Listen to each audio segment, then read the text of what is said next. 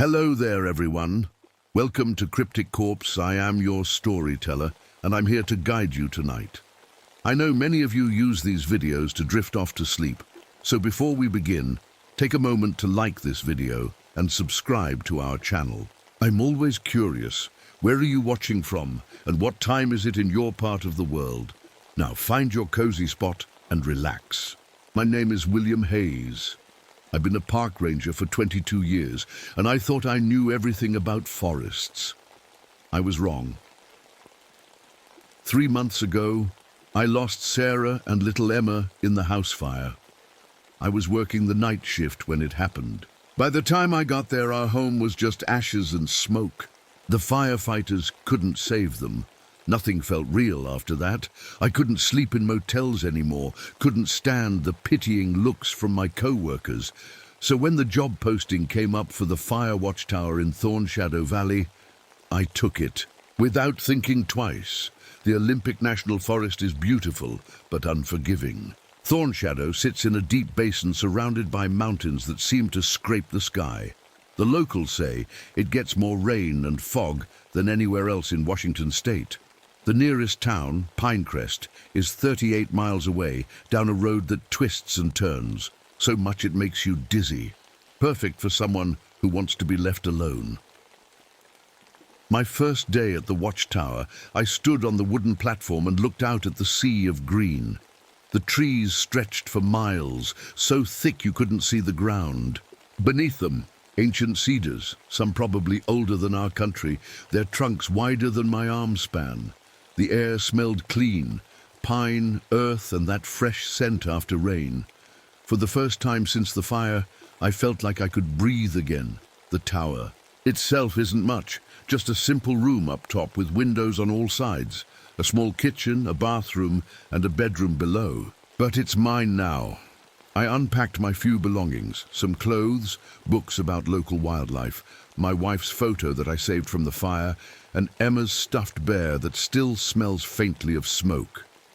I quickly settled into a routine. Wake up at dawn, check the weather instruments, radio into the ranger station, then patrol a section of my area. I'd mark trees that needed attention, note animal tracks, and check for any signs of fire danger. Years of experience made this work second nature. To me, I could tell when rain was coming by how the birds flew, could track a bear through miles of forest just by broken twigs and scratched bark. The isolation suited me fine. During the day, I'd work on forest maintenance, clearing blocked trails, checking the health of the trees. The forest was alive with birds, deer, and the occasional black bear that would look at me curiously before moving on. At night, I'd sit on my tower deck and watch the stars, so bright without city lights drowning them out. I'd radio the station every evening, give my report, and listen to a bit of news from the outside world. It was healing in its way. But then came my first supply run to Pinecrest, 2 weeks after arriving. The general store had everything I needed. Canned food, batteries, first aid supplies. The owner, Jacob Nighthorse, was tallying up my items when he stopped suddenly and looked at me with serious dark eyes. "You're the new watchman at Thornshadow," he said. It wasn't a question. "That's right," I said, pulling out my wallet. Jacob leaned forward, his voice dropping low. "Listen carefully. There's something you should know about that valley." His eyes darted around, making sure no one else was listening.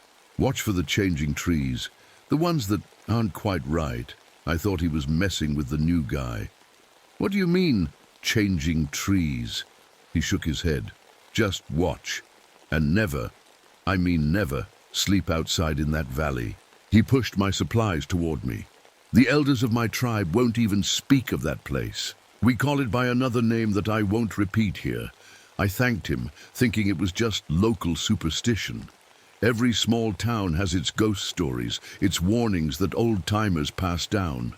I loaded my supplies in my truck and headed back up the mountain road, Jacob's warning already fading from my mind. But sometimes I wonder, if I'd taken his words seriously from the start, would things have turned out differently? Would I have noticed the signs earlier? Would I have run while I still could? Because he was right about the changing trees and about Thornshadow Valley. God, help me, he was right. It started with the faces in the trees. I was doing my usual morning patrol about a month after moving to the watchtower. The fog was thick that day, hanging between the trees like white cotton. I was marking a trail when something caught my eye.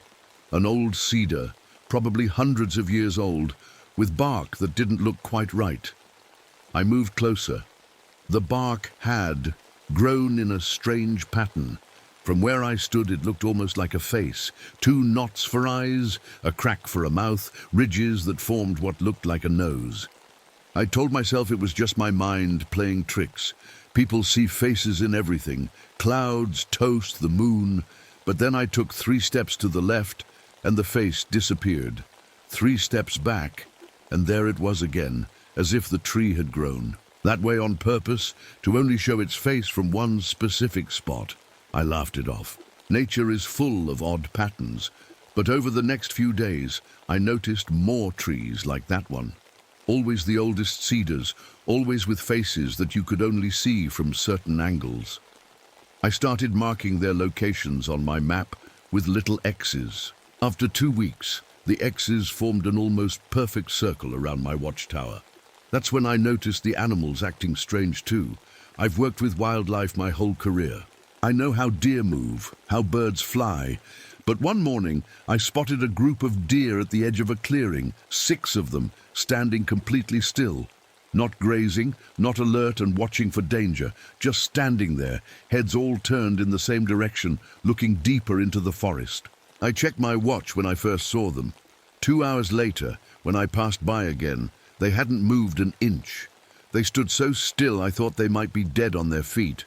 When I got closer, they suddenly scattered as if someone had flipped a switch. Normal deer behavior would be to run at the first sign of a human, not wait until I was 20 feet away. The birds were even stranger. Flocks of ravens would fly in perfect geometric shapes. Triangles, squares, even what looked like 5-pointed stars. They'd hold these formations for minutes at a time, then suddenly break apart and fly normally again. I started keeping a journal of these odd happenings. Maybe there was a scientific explanation. Maybe the water in this valley had trace minerals that affected animal behavior. Maybe the unique weather patterns caused the unusual tree growth, but then came the sounds. It was during a particularly heavy fog when I first heard it.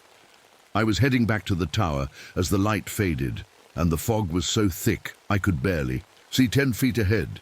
That's when the knocking started, wood on wood like someone tapping tree trunks with a stick.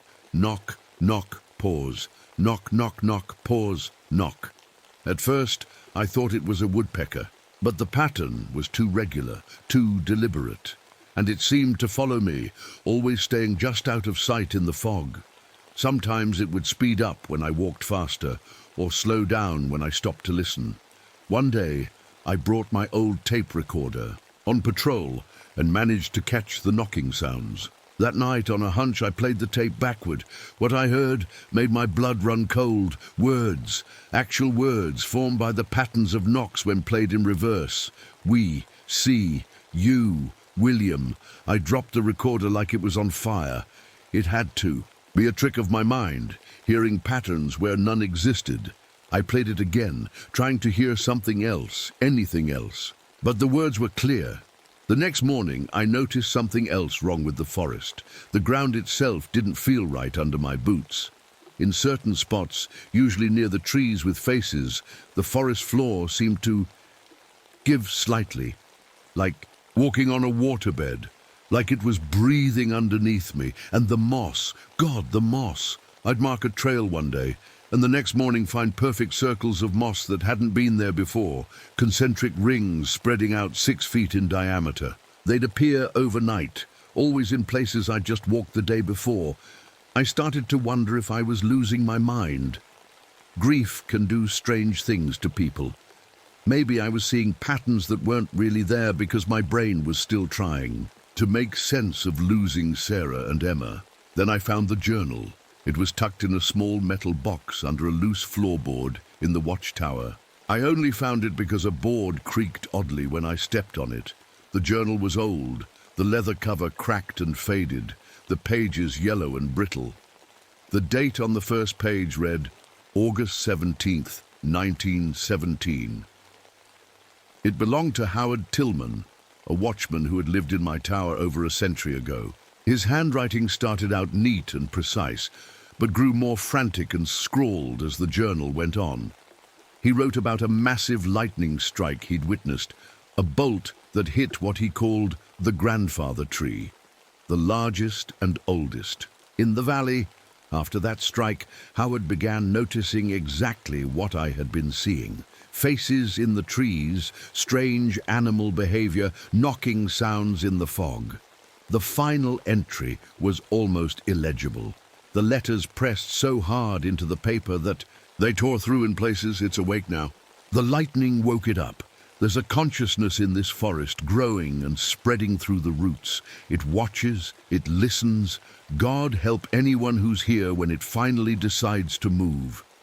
There was nothing after that. Just blank pages. I sat on my bunk for a long time, the journal open in my hands. Outside, the wind picked up, making the branches scrape against the tower windows. It sounded almost like fingernails trying to get in. I told myself there had to be a reasonable explanation for everything. The trees, the animals, the knocking sounds, even this journal. The human mind looks for patterns, for meaning. We see coincidences and think they're connected. But deep down I knew something was wrong with Thornshadow Forest, very wrong, and I was alone in the middle of it. I wasn't alone for long.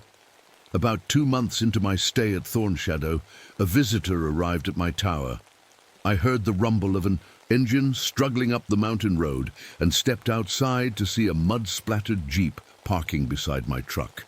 A woman climbed out, dressed in hiking boots, cargo pants, and a raincoat. She had short brown hair tucked under a baseball cap and carried a backpack that looked almost as big as she was. "You must be Ranger Hayes," she called, walking toward me with her hand extended. "I'm Dr. Rebecca Morgan. The university sent me to study the plant growth in this valley." I shook her hand. It felt good to see another human face after weeks of solitude. "Call me William," I said. "What exactly are you studying?" "The growth rates here are off the charts," she explained as I helped her with her equipment. "Some of the trees in Thornshadow are growing 3 times faster than they should be. The university wants to know why." I thought about telling her what I'd seen, the faces, the sounds, the journal, but stopped myself. She was a scientist. She'd want proof, and all I had was strange experiences and an old watchman's ramblings. Instead, I showed her to the spare room downstairs and helped her set up her equipment. Microscopes, sample containers, a laptop, and what looked like a small weather station. Over dinner that night, canned stew heated on my small stove, Rebecca shared her theories. "It could be the soil composition," she said, spooning stew into her mouth, "or maybe a unique fungal network. This valley has some of the oldest trees in the country, which means the root systems and underground networks are incredibly complex." I thought about the ground that seemed to breathe. "What do you mean by networks?" "Trees communicate," she said, her eyes lighting up, "through their roots and through fungal connections called mycorrhizal networks. They share nutrients, send warning signals about threats. Some scientists even theorize that large, old-growth forests might develop a kind of collective intelligence." I nearly choked on my stew. "You mean like a consciousness?" "Not in the human sense," she said quickly, "but something more like a complex system that responds to its environment in sophisticated ways. The fungal networks I've found in soil samples here are the largest I've ever documented. It's fascinating." I didn't tell her how unsettling I found that idea. The next morning, Rebecca headed out to collect samples, and I went on my usual patrol. Around noon, I heard shouting from the east side of the valley. I ran toward the sound and found Rebecca, standing over the body of a man. He was a hunter, dressed in camouflage, with a rifle lying beside him. But what made my stomach turn was how he died. Thin, pale roots had grown through his body, entering through his back and emerging from his chest, his throat, his eye sockets. They wove in and out of him like he was a macabre embroidery. "Project, this isn't possible," Rebecca whispered, her face white as paper. "Roots don't grow this fast. It would take weeks for them to penetrate a body like this." I radioed the ranger station and reported the death. They sent a medical team who took photographs and removed the body. The coroner looked baffled. "I've never seen anything like it," he told us. "The root growth patterns suggest they grew from inside him outward, not from the ground up. But that's..." He trailed off, unable to finish the thought. After they left, Rebecca showed me the autopsy photos they'd shared with her as a consultant. The roots had targeted the hunter's heart, lungs, and brain with surgical precision. That night, neither of us could sleep. Rebecca spent hours researching on her laptop with the spotty internet connection. "There's a history here," she said, showing me her screen. "The indigenous tribe that lived near this valley, they never settled within it. They called it the place where trees hunt. And look at this." She pulled up an old newspaper article from 1889. A logging operation in Thornshadow Valley had been abandoned after 37 loggers disappeared without a trace over the course of 3 months. "This can't be happening," I said, rubbing my eyes. "There has to be a rational explanation." But our rational explanations were running out, and so was our connection to the outside world. The next day, I tried to call the ranger station for my daily check-in. Instead of the usual crackle and response, I heard what sounded like whispering leaves, a soft rustling that almost formed words. I tried different frequencies, but they all produced the same sound. "The radio tower might be damaged," Rebecca suggested, but she didn't sound convinced. 3 days later, a massive rainstorm hit the valley. We watched from the tower as water poured down for hours. The next morning, I tried to drive into Pinecrest for supplies and found the road blocked by a landslide, tons of mud, rocks, and fallen trees covering the only way out. I called the ranger station on the emergency frequency. This time I got through, but the news wasn't good. "It'll take weeks to clear that road, Hayes," my supervisor said, his voice breaking up. "We're sending supplies by helicopter when the weather clears. Just sit tight." Our isolation was now complete. Things deteriorated quickly after that. The water from my well started tasting strange, sickly sweet, like tree sap. Our food supplies began rotting at an impossible rate, growing molds that formed shapes that looked disturbingly human. And the fog got worse.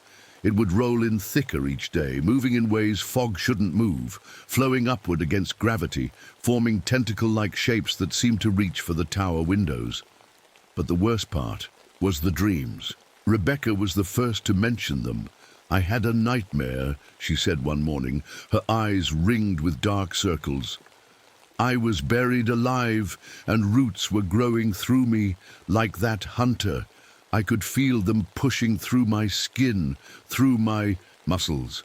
I felt cold all over. I had the same dream." We stared at each other, the unspoken fear hanging between us. Then Rebecca looked down at her bed and gasped. There was soil in our sheets. Not a lot, just small smudges, but neither of us had been outside since the night before. "William," she whispered, "what's happening to us?" I didn't have an answer. All I knew was that with each passing day, Thornshadow Forest felt less like a place and more like a presence watching us, testing us. And I was starting to think it was getting ready to do something worse than watch. The night everything changed. The fog was thicker than I'd ever seen it.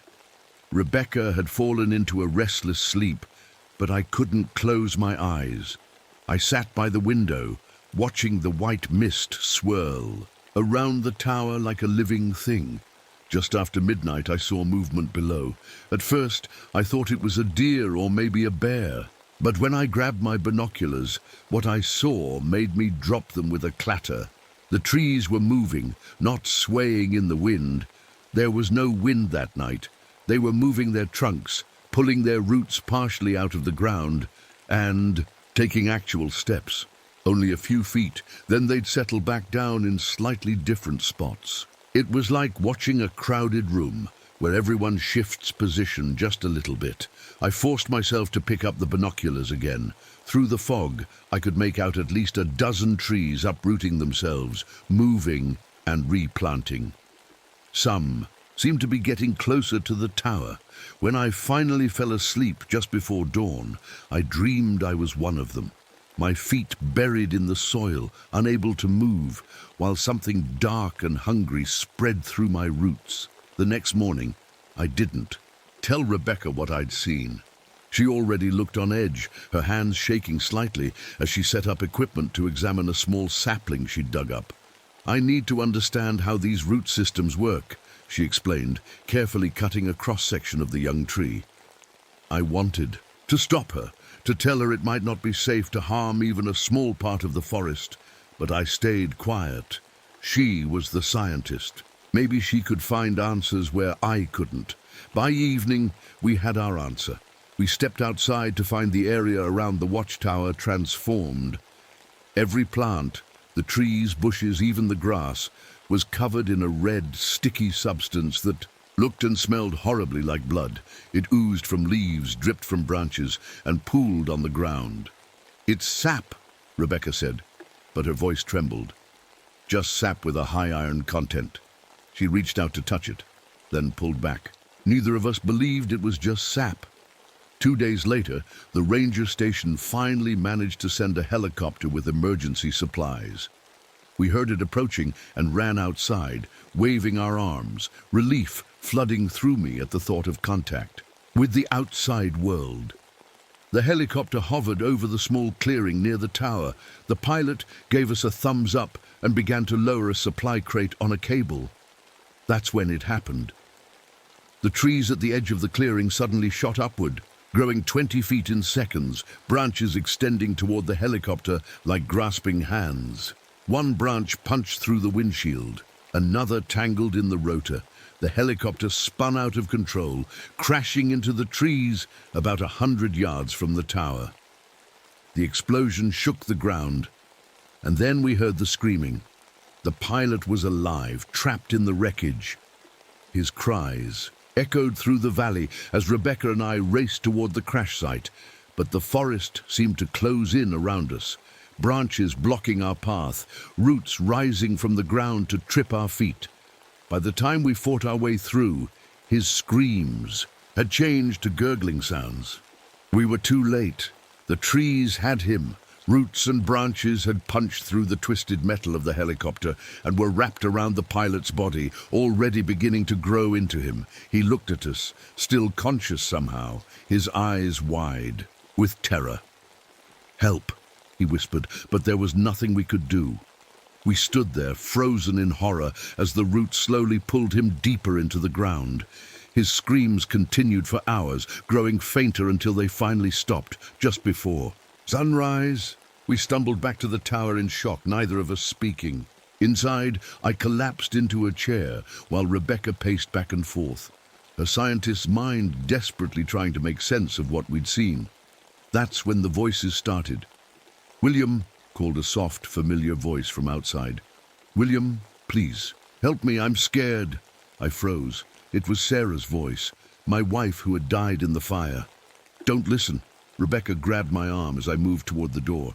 "It's not her." Then a deep, masculine voice called from another direction.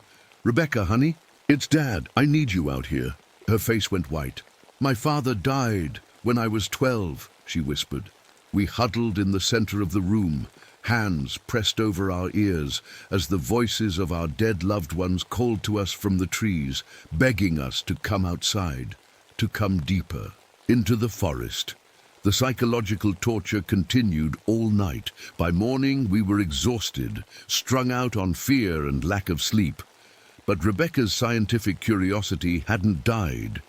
If anything, it had grown more intense. "I need to understand what we're dealing with," she said, setting up her microscope. "There has to be an explanation." We ventured out just far enough to gather samples, soil, leaves, bark, and a small piece of root. As we worked, I felt eyes on us from every direction. The forest was watching. Rebecca spent hours analyzing the samples while I boarded up the windows, trying to make the tower more secure. Fat chance against something that could move trees, but it made me feel better to try. "William," she called, finally, her voice strange. "You need to see this." Through her microscope, she showed me cells from the tree samples. They looked wrong somehow, with structures I didn't recognize. "These aren't normal plant cells," she said, her voice shaking. "Slightly. They contain human DNA. The trees have been absorbing genetic material from their victims for decades, maybe centuries, incorporating it into themselves." I felt sick. "How is that possible?" Rebecca pulled out an old ledger she'd found in her research. "I think it started with this. It was a logging company record from the 1880s. Apparently, the foreman had experimented with using human remains as fertilizer for the trees to accelerate their growth. They had buried dozens of bodies, mostly Chinese railroad workers who had died during construction around the oldest trees. They fed the forest human flesh," she said, her face grim. "And somehow, over time, it changed the forest. It developed a taste for it." I thought of the massive old cedar at the center of the valley, what Howard Tillman's journal had called the grandfather tree. It was huge, ancient, its trunk wide enough that 6 people holding hands couldn't circle it. "I think that's the heart of it," Rebecca said, following my thoughts. "The grandfather tree, the lightning strike that Howard wrote about, it might have been the catalyst, the spark that somehow initiated a connection between all these trees with human DNA." "What are you saying?" I asked. Though I already knew. "I'm saying the entire forest is a single organism with one central consciousness, and that consciousness is centered in the grandfather tree." We stared at each other as the implications sank in. "It's intelligent," I said. "It can control any plant connected to its root system. It can make them grow at impossible speeds when it wants to." Rebecca nodded slowly. "I think it's defensive. These logging operations traumatized it, cut down its family. Now it sees all humans as threats." Outside, the wind picked up, making the tower creak, but there was no wind. The trees were moving again. That night, Rebecca went to retrieve more samples from just outside the tower. I heard her scream and ran outside with my flashlight. A mass of roots had burst from the ground and wrapped around her legs. They were pulling her down, already beginning to burrow into her skin. I grabbed her arms and pulled with all my strength. For a moment, it was a tug-of-war between me and the forest. Then something snapped, and Rebecca tumbled backward against me. The roots had torn away, but not before leaving thin tendrils embedded in her calves. I carried her inside and tried to remove the root fragments from her legs. Some came out, but others were too deep, already growing into her muscle tissue. "We have to get out of here," I said, wrapping bandages around her bleeding legs. "No," she said, her face pale but determined. "We have to end this, or it will just keep killing." Dawn broke with a strange reddish light filtering through the fog. Rebecca's condition had worsened overnight. The thin root fragments in her legs were growing, spreading under her skin like veins. She was in pain, but refused the strong painkillers from my first aid kit. "I need to stay clear-headed," she insisted, gritting her teeth as she examined her, legs under a magnifying glass. "We don't have much time." I knew she was right. The forest was getting stronger, bolder. We needed a plan. I dug through the tower's storage closet and found what I was looking for: a gas can for the generator, matches, and chemical herbicides used for controlling invasive plants. Not much of an arsenal against an entire sentient forest, but it was something. "Fire," I said, showing Rebecca the supplies. "It's afraid of fire. That's why it's kept the area around the tower clear, too close to the chimney. Rebecca nodded slowly. And these herbicides might slow it down. But William, we need to target the source. The grandfather tree. We spent the morning preparing. I filled my backpack with the gas can, herbicides and hand tools. Rebecca created makeshift torches using branches wrapped with fuel-soaked rags. She could barely walk but refused to stay behind. "I'm coming with you," she said firmly. "Besides, we both know what happens to anyone left alone here." As we prepared to leave, a scratching at the door startled us. I raised my makeshift weapon, a hatchet, and cautiously opened it. A wolf stood there, its grey fur matted with blood. But what made me step back in shock was its skin. Parts of it looked like bark, as if it was halfway transformed into wood. One eye was normal, yellow and wild. The other was a knot of wood with sap leaking from it. The wolf whined softly and took a step inside, then looked back out toward the forest. "I think it wants us to follow it," Rebecca whispered. I thought she was crazy, but as the wolf paced back and forth, looking at us expectantly, I realized she might be right. Maybe the forest's influence didn't work the same way on animals. Maybe this wolf was fighting it somehow. "Lead the way," I told it, feeling ridiculous talking to a wolf. But the animal seemed to understand. It limped down the tower steps and waited for us at the tree line. Rebecca leaned heavily on me as we descended. Her legs were worse. The skin around the embedded roots was hardening, taking on a texture like rough bark. She saw me looking and gave a grim smile. "I've been taking notes," she said, patting the notebook in her pocket. In case I don't make it back." The scientific implications are extraordinary. That was Rebecca, facing death and still thinking like a scientist. We followed the wolf into the forest. The going was slow. The trees seemed to crowd in on the narrow trail, branches reaching for us, roots rising from the ground to trip us. I slashed at them with the hatchet while keeping a firm grip on Rebecca. The wolf led us through paths I never knew existed, places where the trees were spaced just wide enough for us to pass. It was as if it knew safe routes through the forest's defenses. After an hour of tense hiking, Rebecca stopped to rest on a fallen log. She pulled up her pant leg to check her wound and went pale. The roots had spread past her knees now, thin, tendrils visibly moving under her skin. "It's happening faster than I thought," she said quietly. "We'll find the tree and end this," I promised. Though I had no idea if we could really stop something this powerful, she gripped my hand. "William, I need you to promise me something. If I change completely, if I become like the forest, don't hesitate. Use the hatchet." I couldn't answer, just nodded and helped her back to her feet. The wolf led us deeper into the valley, to parts I'd never patrolled. The trees here were older, more massive, their branches forming a canopy so thick that it was like twilight beneath them. That's when my radio suddenly crackled to life. I'd kept it clipped to my belt out of habit, though it hadn't worked in days. "If anyone can hear this," I spoke into it, not expecting an answer. "This is Ranger William Hayes at Thorn Shadow Valley. We're dealing with an unknown threat. The forest is alive, conscious. It's killed at least 2 people that we know of." To my surprise, the radio crackled again, and a voice came through. Not the ranger station, but something else.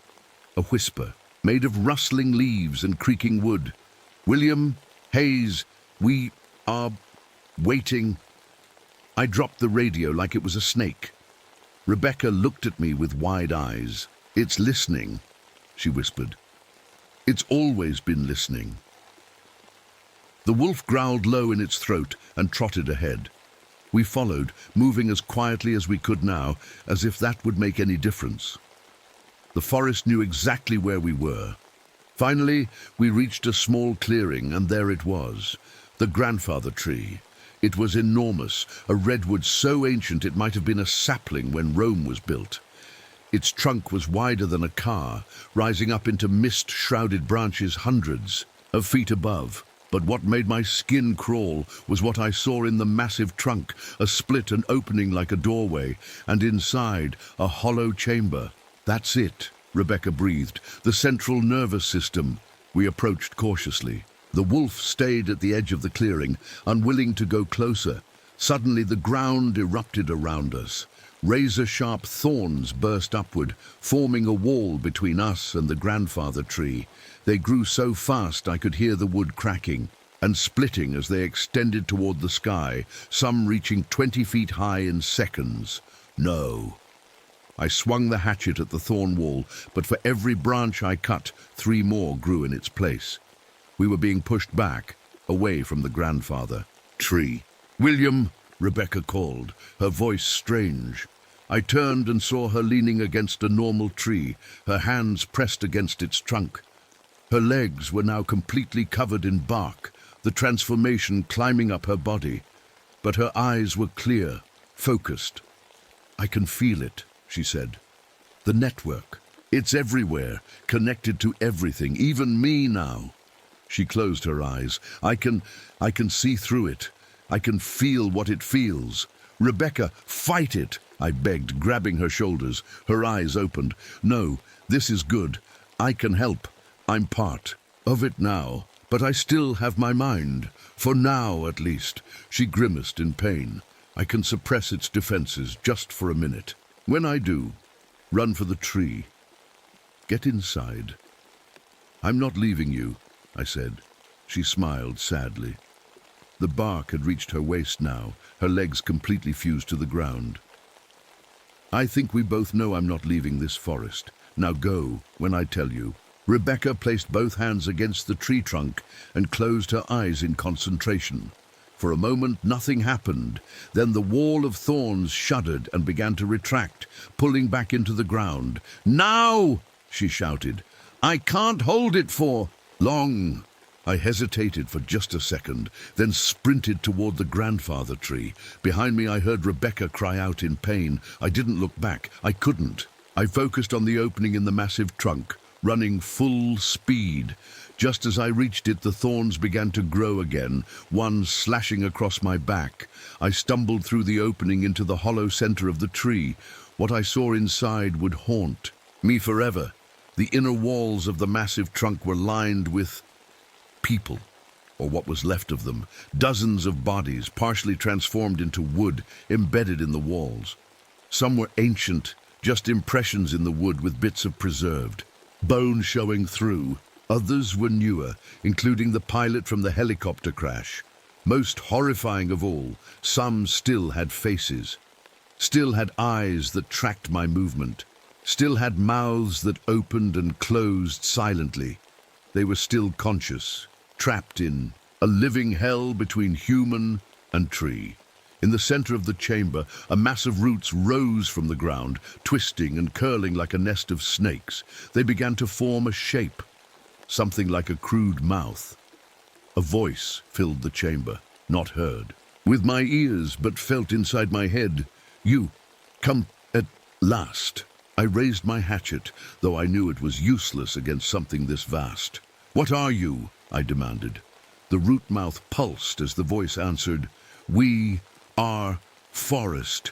We are many and one." "You're killing people," I said. "You have to stop. Humans. Cut, burn, kill. We remember, we learn. Now we spread." The roots shifted, revealing something I hadn't noticed before, a mass of bulbous growths along one wall. They looked like seed pods, each the size of a basketball. "Spores," the voice explained, "ready to ride wind. New forests will grow. All will join us." I understood then. This thing wasn't just defending itself. It was planning to spread throughout the Pacific Northwest, maybe farther. Every new tree would become part of this consciousness, this hunger. "I can't let you do that," I said, reaching for the gas can in my backpack. Something grabbed my ankle. A root had snaked around my boot and was crawling up my leg. I tried to pull away, but more roots emerged from the ground, wrapping around my other leg, my waist, my arms. "Join us, William," the voice whispered. "Become part of Something greater. As the roots tightened around me, I noticed something on the wall. Scientific equipment, Rebecca's. She must have set it up before her transformation progressed too far. Among the instruments was a small vial of amber liquid with a label, Extract CB37, potential treatment for pancreatic cancer. Suddenly, I understood the terrible moral dilemma before me. This forest entity, for all its horror, contained within its unique biology potential cures for deadly diseases. If I destroyed it, I might be dooming thousands of future cancer patients.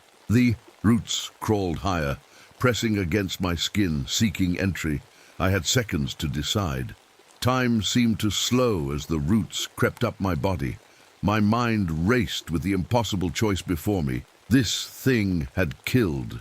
It would kill again. If those spores spread, who knew how many more would die? But what about the potential cures hidden in its biology? How many lives might be saved? The roots reached my neck, thin tendrils probing at my ears, my nostrils seeking a way in. I felt a sharp pain as one pierced the skin under my jaw. That decided it.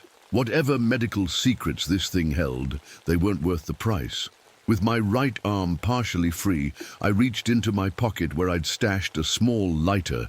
The roots were wrapped so tightly around the backpack that they had pressed the gas can against my spine. I could feel cold liquid seeping through the fabric. The can had cracked. "You will join us," the voice insisted, growing louder in my head. "I don't think so," I grunted. With every bit of strength I had left, I twisted my hand toward the leaking gas, flicked the lighter, and dropped it. The fire caught instantly. Flames raced up the fuel, soaking my backpack and clothes. The roots around me writhed and retreated from the heat, dropping me to the ground. A high-pitched sound filled the chamber. Not quite a scream, but a noise of pure distress vibrating from the walls. I scrambled to my feet, shrugging off the burning backpack. The herbicide bottles inside began to pop and crack in the heat. Toxic smoke filled the air, making my eyes water and my lungs burn. The inside of the tree was catching fire now, flames licking up the wooden walls. The faces embedded there contorted, in what might have been pain or relief. "No, stop, burning, pain." The voice was frantic now, losing its slow rhythm. I grabbed the emergency flares from my belt and ignited them one by one, throwing them at the walls and the central mass of roots. The fire spread quickly in the dry interior of the ancient tree. I had to get out before the whole thing went up. I turned toward the opening, but found it blocked by a wall of thrashing roots and branches. The entity was trying to trap me inside, to take me with it. There was only one way through. I wrapped my jacket around my head and arms, took a deep breath, and ran straight at the flaming barrier. The pain was incredible as I crashed through burning wood scraping my skin, smoke filling my lungs. But then I was through, tumbling out into the clearing. Behind me, the grandfather tree was fully engulfed in flames. The fire had spread to the nearest trees, jumping from branch to branch. The entire grove was becoming an inferno. From all around came that terrible, not quite screaming, the sound of the forest in agony. The ground shook. Trees that had stood for centuries toppled in a domino effect away from the burning center. I stumbled backward, watching as the grandfather tree seemed to swell, its bark splitting as something built up inside. Then, with a sound like a thunderclap, it exploded. Flaming chunks of wood shot in all directions. One struck my shoulder, knocking me flat. When I managed to get up again, the clearing was transformed. Where the grandfather tree had stood was now just a smoldering crater. All around it, trees had fallen like matchsticks, and most surprisingly, the movement had stopped. The branches that had been whipping and thrashing just moments ago now hung motionless, ordinary trees once more. I looked around for Rebecca but couldn't see her. The wolf was gone too. Everything was suddenly eerily quiet except for the crackling of flames. With my last bit of strength, I began limping toward where I thought the tower was. My burns hurt with every step. My lungs felt like they were full of broken glass, but I kept moving. I don't remember much of that journey. I drifted in and out of consciousness, following animal trails, stumbling over roots that no longer tried to trip me. The forest felt different now, just a forest, nothing more. When I finally reached the road, it was nearly sunset. I collapsed on the gravel, too exhausted to go another step. That's where the Forest Service team found me, alerted by the smoke. From the fire, "Hayes, my God, what happened to you?" The ranger's voice seemed to come from very far away as darkness took me. I woke up 3 weeks later in a hospital in Seattle. The doctors told me I'd been in a coma, that I had severe burns over 20% of my body, smoke inhalation damage to my lungs, and, most concerning to them, strange root-like material embedded in some of my wounds that they couldn't completely remove. When I was strong enough to talk, men from the Forest Service came to interview me. I told them everything: the moving trees, the hunter's body, Rebecca's transformation, the grandfather tree. They didn't believe me, of course. They attributed my experiences to hallucinations caused by a rare fungus they'd found growing in Thornshadow Valley. Apparently, it produced spores that could cause vivid hallucinations and paranoia when inhaled. "We found no trace of Dr. Morgan," the head ranger told me gently, "but we did find her research notes. They appear to be fiction, some kind of horror story she was writing. They showed me photos of the burned section of forest. Just an ordinary forest fire, they claimed, probably started by lightning or perhaps my own campfire gone out of control. There was no hollow tree filled with bodies, no massive root system forming a face, no half-transformed wolf, just trees, ordinary trees, now burned to ash. After 6 months of recovery and therapy, I was well enough to leave the hospital. I couldn't return to ranger work. My lungs were too damaged for strenuous activity. Instead, I took a job at a botanical garden in Oregon, tending carefully controlled plant beds and giving tours to school groups. I avoided forests. Couldn't stand to be under a canopy of trees anymore. At night, I still dreamed of roots crawling under my skin, of Rebecca's face as the bark claimed her. The official report listed her as missing, presumed dead in the forest fire. The hunter and the helicopter pilot were recorded as accidents. The strange growth patterns in the trees, the unusual animal behavior, the faces in the bark, all explained away as either natural phenomena or the products of my fungus-addled imagination. Life slowly returned to a kind of normal. I found an apartment near the botanical garden, made a few friends, started to heal inside and out. Then came that morning, 6 months after leaving the hospital. I was watering the orchids in the tropical house when I noticed something odd. As I moved the watering can, the plants seemed to lean toward it, not just drooping from weight, but actively reaching for the water. I blinked, sure I was imagining things. But no, the stems were definitely bending, following the path of my hand. I put down the watering can and held out my hand. Slowly, uncertainly, the nearest orchid bent its stem until its bloom touched my palm. A chill ran through me. I looked down at my hands that had been wounded in thorn shadow, that had had those thin root fibers embedded in them, ends that the doctors couldn't quite fully clean. I concentrated, focusing on the potted fern beside the orchids.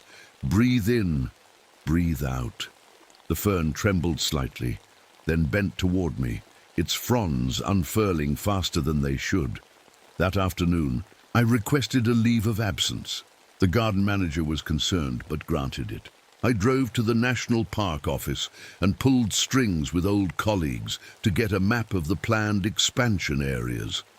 There it was, a new section being added to the park next month. Perfect growing conditions, isolated, protected by law from logging or development. That night, I went into my small backyard with a shovel and dug up the pot I had planted 3 months ago.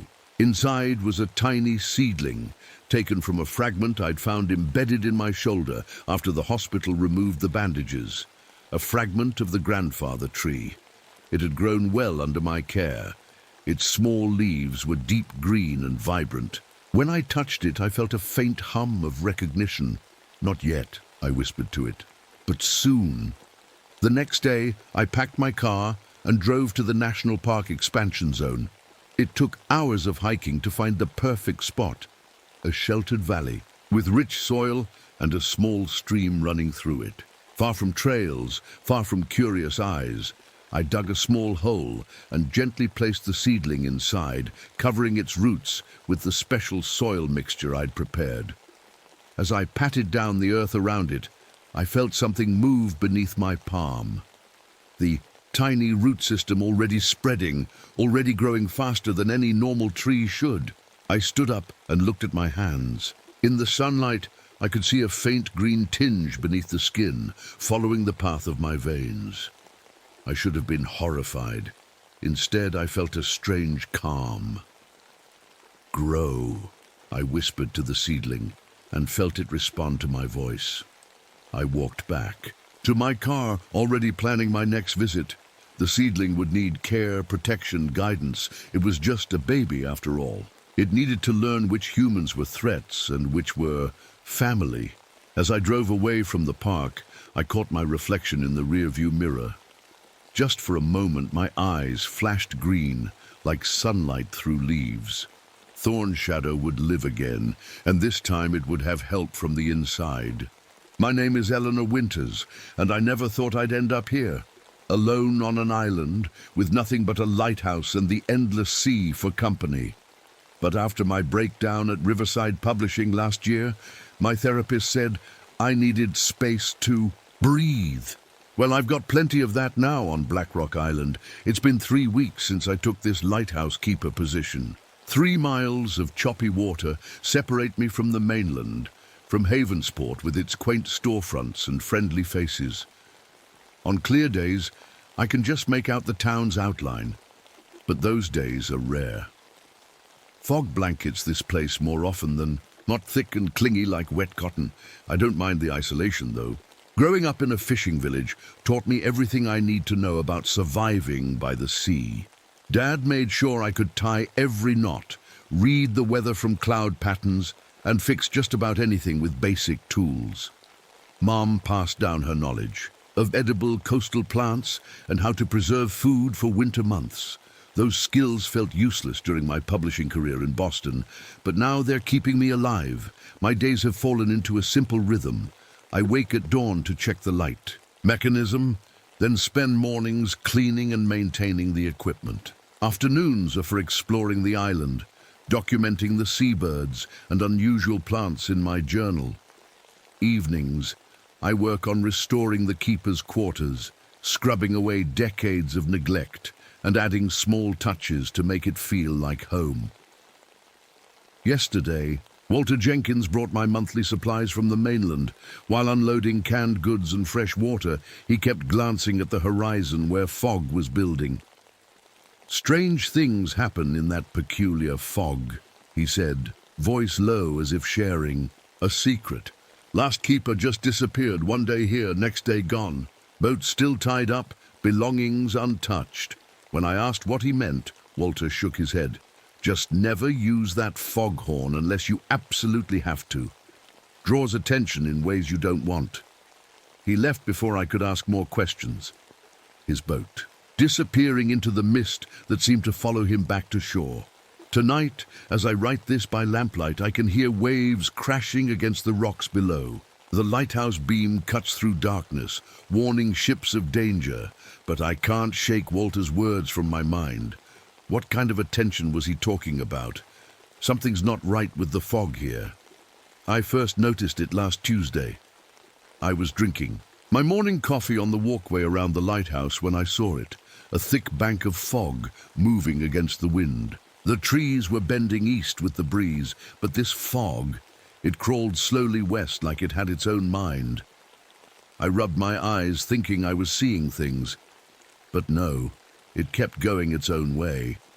Since then, I've spotted more strange fog patches. Some just sit in one spot for hours, not moving at all, even when strong winds blow through. It's like they're stuck to the ground. The birds know something's wrong too. The seagulls and terns that normally cover every inch of the shoreline won't go near the North Cove anymore. Yesterday, I walked down there to check the tide pools, something I've always loved doing since I was a kid. What I found made my stomach turn. The fish in those pools weren't right. Some had skin so clear I could see right through to their tiny bones. Others had eyes way too big for their bodies, and weirdest of all, some of those eyes seemed to glow faintly when I cast a shadow over them. Just pollution, I told myself, walking back to the lighthouse faster than normal. Some chemical leak from a passing ship. But that doesn't explain the singing. 3 nights ago, I woke up around 2 a.m. to what sounded like voices carried on the wind. Not English, not any language I've ever heard, just haunting sounds that rose and fell like waves. I grabbed my phone and tried to record it, but the recording picked up nothing but static and the sound of my own breathing. This morning, I found something that sent chills down my spine. Footprints in the sand, leading from the water's edge right up toward the lighthouse. They stopped halfway, like whoever or whatever made them just vanished into thin air. And patches of sand nearby looked melted, smooth as glass. I told myself, it must be kids from the mainland playing some trick. But deep down, I know no boat has come here in days. The real shock came this afternoon. I was cleaning the old oak desk in the keeper's office when my rag caught on something underneath. A hidden drawer. Inside were journals, 7 of them, dating all the way back to 1879. Each one belonged to a different keeper. I've only read through the first one so far, but my hands were shaking by the last page. It ends mid-sentence. The fog pressed against. The glass tonight, I swear I saw fingers in it reaching for the... Nothing else. Just blank pages after that. I should pack up. I should call for the boat and leave this place. But something keeps me here. Something in that fog is calling to me. I'm not alone on the island anymore. Dr. Marcus Holloway arrived yesterday on the Coast Guard's monthly patrol boat. He's a Marine, biologist studying the strange glowing patches in the water around Blackrock. At first, I was just happy to see another human face, but now I'm not so sure. The algae here doesn't make sense, Marcus told me over coffee this morning. He's tall and thin with glasses that keep sliding down his nose. It's giving off light without any of the normal triggers. And look at this. He showed me water samples in little glass vials. Even in daylight, they had a faint blue glow. There's something in the water I can't identify, he said, frowning. Some kind of organic compound I've never seen before. I told him about the weird fog and the transparent fish. He gave scientific explanations for most of it, unusual weather patterns, rare genetic mutations. But I could see doubt in his eyes when I mentioned the fog moving against the wind. That would defy several laws of physics, he said quietly. Today brought something worse. The fishing boat, Mary Elizabeth, vanished in a fog bank right in front of us. 1 minute it was there, the next, gone. The Coast Guard found it 3 hours later, floating empty. No crew, no signs of struggle. Just an empty boat with a perfect, round hole cut through the bottom, like someone had used a giant cookie cutter on the hull. While the Coast Guard was searching, I developed some photos I'd taken of the fog last week. My hands were shaking as I hung them up to dry in the makeshift darkroom I'd set up in the basement. There, in 3 different pictures, were shapes in the fog. Tall, stretched-out figures, like people pulled too thin. You could only see them. In the photos, not with your naked eye. I showed Marcus. He went quiet, then asked if he could borrow my laptop. I need to check something, was all he said. He spent hours reading old articles about Havensport and the island. When he finally looked up, his face was pale. The locals called them the Mist People, he said, showing me an old newspaper clipping. Native American legends say they take sailors during heavy fog. And look at this. He had made a list of dates when people disappeared around the island. Every 27 years, like clockwork, going all the way back to the 1770s. And guess what year? It is in that cycle, he asked. I didn't need to answer. We both knew. Tonight, as I write this, the fog is pressing against my windows. For a second, I thought I saw a face in it. A long, thin face with eyes too big and too dark. Marcus is setting up equipment on the east shore. He wants to catch one of those fog banks on video. I told him not to go, but he just laughed. Eleanor, he said, we're scientists. We need evidence. But some things I'm starting to think are better left undiscovered. Day 47 on the island. We're cut off now. It started with the radio. At first, it was just static breaking into my daily calls to the Coast Guard. Then words getting twisted, sentences chopped up. Now, when I turn it on, all I get are voices from old radio shows, ones that haven't aired in decades. Yesterday, I heard a baseball game from 1963. The announcer's voice crackled through, describing a home run that happened before I was even born.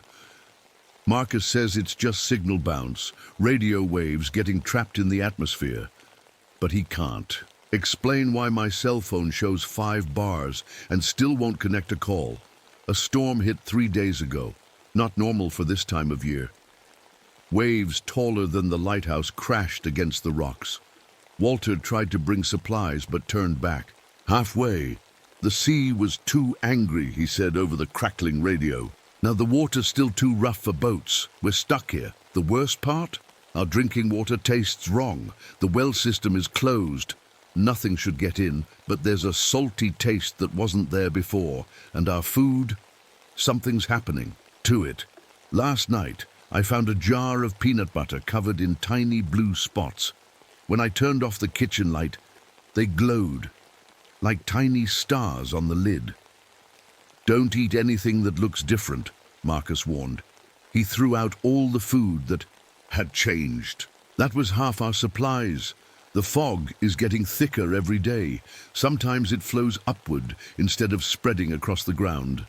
This morning, I saw long, finger-like shapes reaching from a fog bank toward my bedroom window. When I blinked, they pulled back, like something that didn't want to be seen. I'm so tired, I can't sleep well anymore.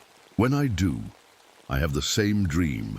I'm walking into the ocean, down and down until I should be drowning, but I can breathe. There's an underwater city with buildings made of something like coral, but shaped too perfectly to be natural. People move between them, not quite human people. Their skin shines in the dark water. Last night's dream was the worst. I woke up on the floor by my bedroom door. There were wet footprints leading from my bed to where I lay. Not just damp, soaking wet and salty like ocean water. Marcus hasn't noticed the wet footprints or my bloodshot eyes. He's too busy with his samples and notes. He keeps saying we're on the edge of a major discovery, something that will change science forever.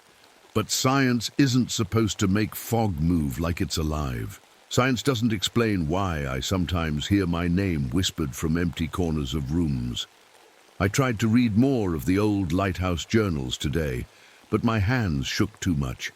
The keeper from 1952 wrote about dreams just like mine. His last entry said, "They're inviting me to join them. I think I might." They never found his body. Outside my window, the fog is pressing closer. I swear I can see faces in it now. I saw them last night.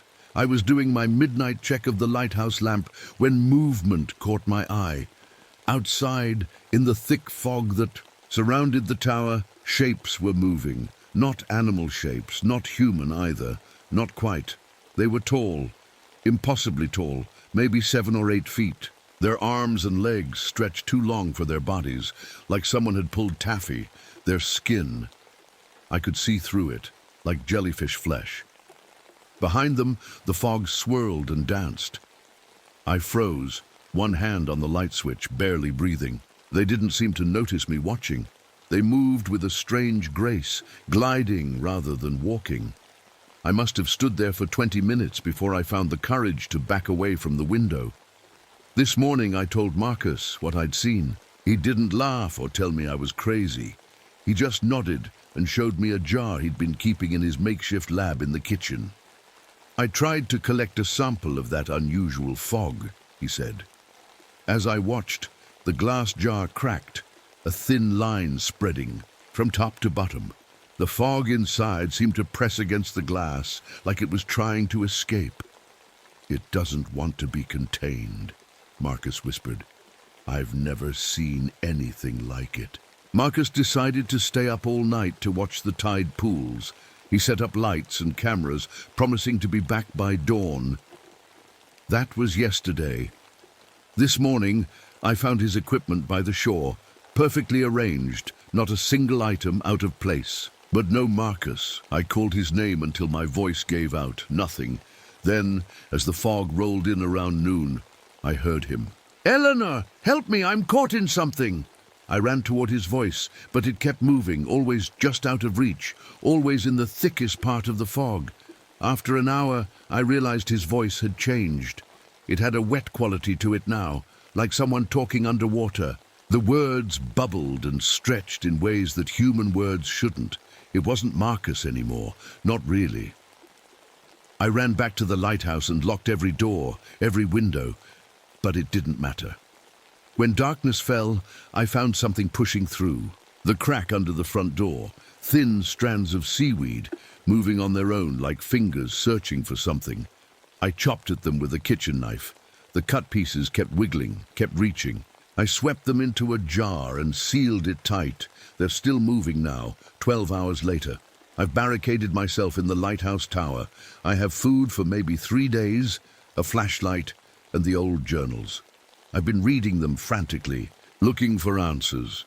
One keeper in 1933 wrote about the foghorn. He said it disturbs them, said they retreat from its sound like it causes pain. The foghorn hasn't worked since I arrived.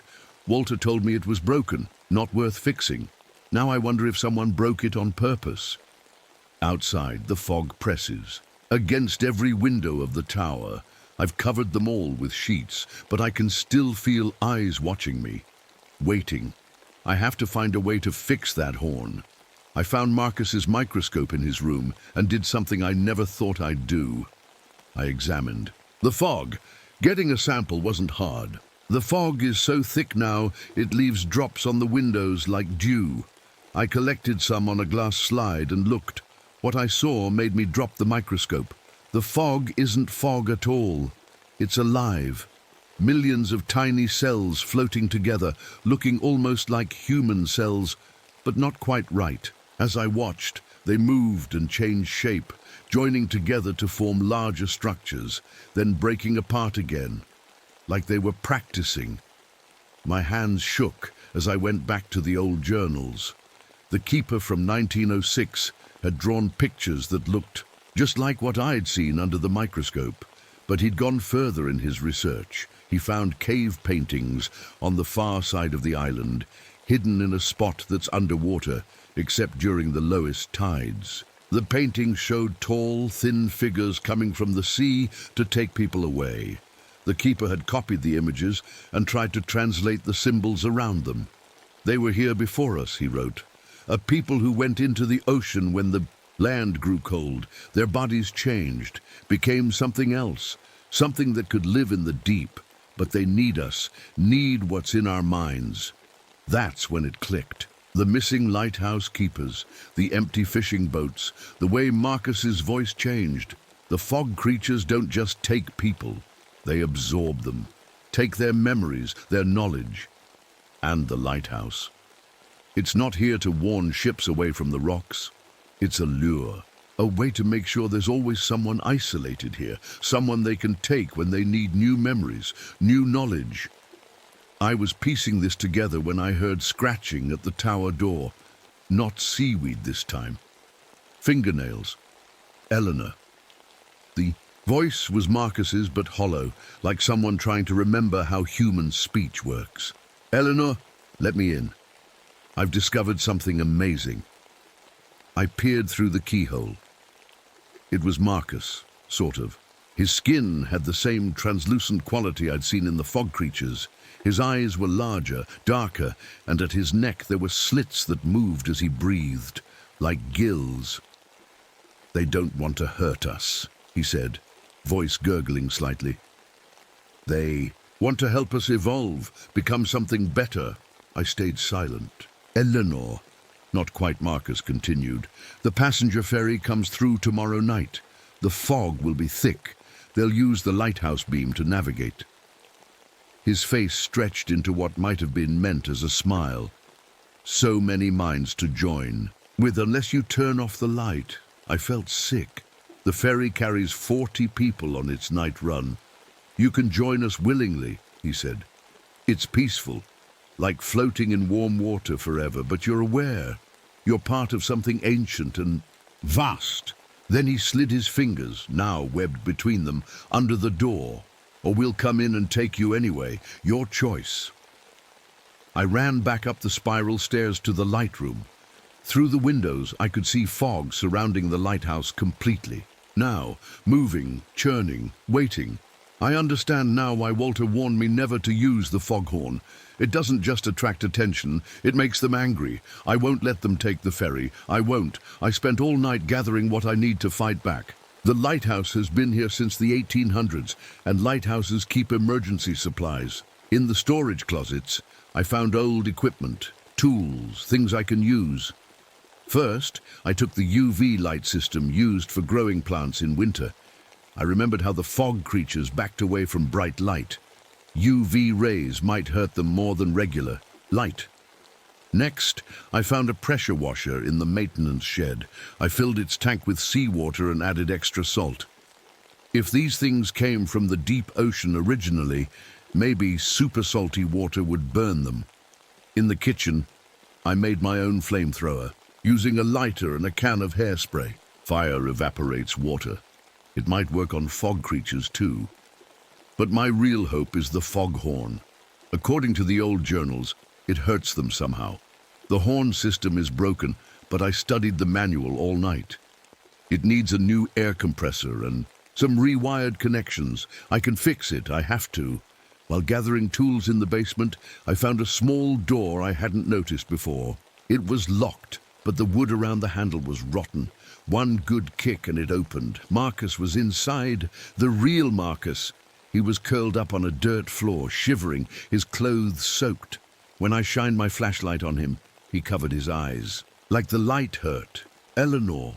His voice was weak but human, no gurgling, no strange echoes. "Marcus, what happened? There's something that looks like you walking around outside." He nodded, hugging himself. "They can do that. Make copies of us. From our memories. But the copies aren't perfect. They need the real me alive to keep pulling information." I helped him upstairs and gave him dry clothes and hot tea. His eyes kept darting to the windows, watching the fog swirl outside. "They've been here for thousands of years," he said. "They were human once, but adapted to underwater life. Now they're mostly a collective mind, made of all the people they've absorbed over centuries." "Why do they need us?" I asked. "They're forgetting how to think like individuals. It scares them. They need fresh human minds to stay, I don't know, sharp, connected to who they once were." Marcus looked at me with bloodshot eyes. "They're planning something big. The ferry coming tomorrow. They want all those people. They'll use the lighthouse beam to guide the captain into the thickest fog bank." I told him about my weapons, about fixing the foghorn. He nodded slowly. "The horn might work. High-frequency sound disrupts their cellular structure. But Eleanor," he grabbed my arm, "they'll come for us first, tonight. That thing that looks like me, it's just a scout. The real attack will be much worse." I tried calling the mainland again on the radio. Nothing but static and strange music from decades ago. I even tried lighting signal fires on the beach, but the fog snuffed them out immediately. No help is coming. It's just us. As darkness fell, my lighthouse beam cut through the fog, spinning its endless warning. But tonight, it felt like it was summoning something instead of warning it away. "They're gathering," Marcus whispered, pointing at thick tendrils of fog sliding up the lighthouse walls. "Get ready." They came at midnight.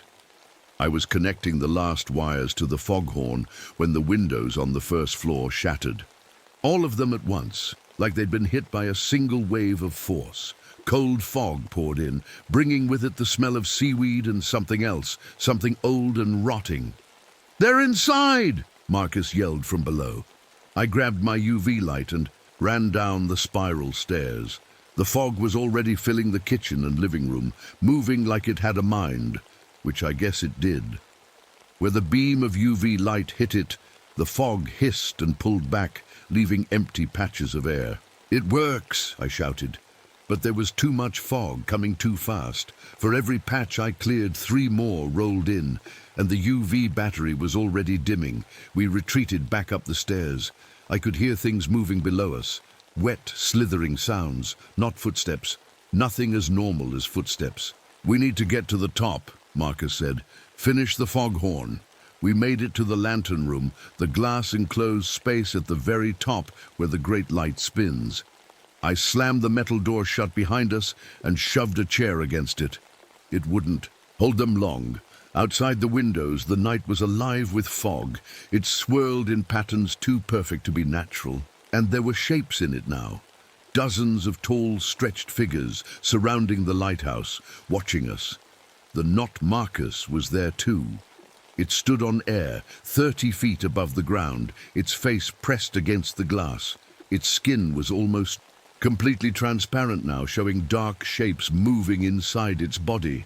"Last chance, Eleanor," it said, voice coming through the glass somehow. "Join us willingly.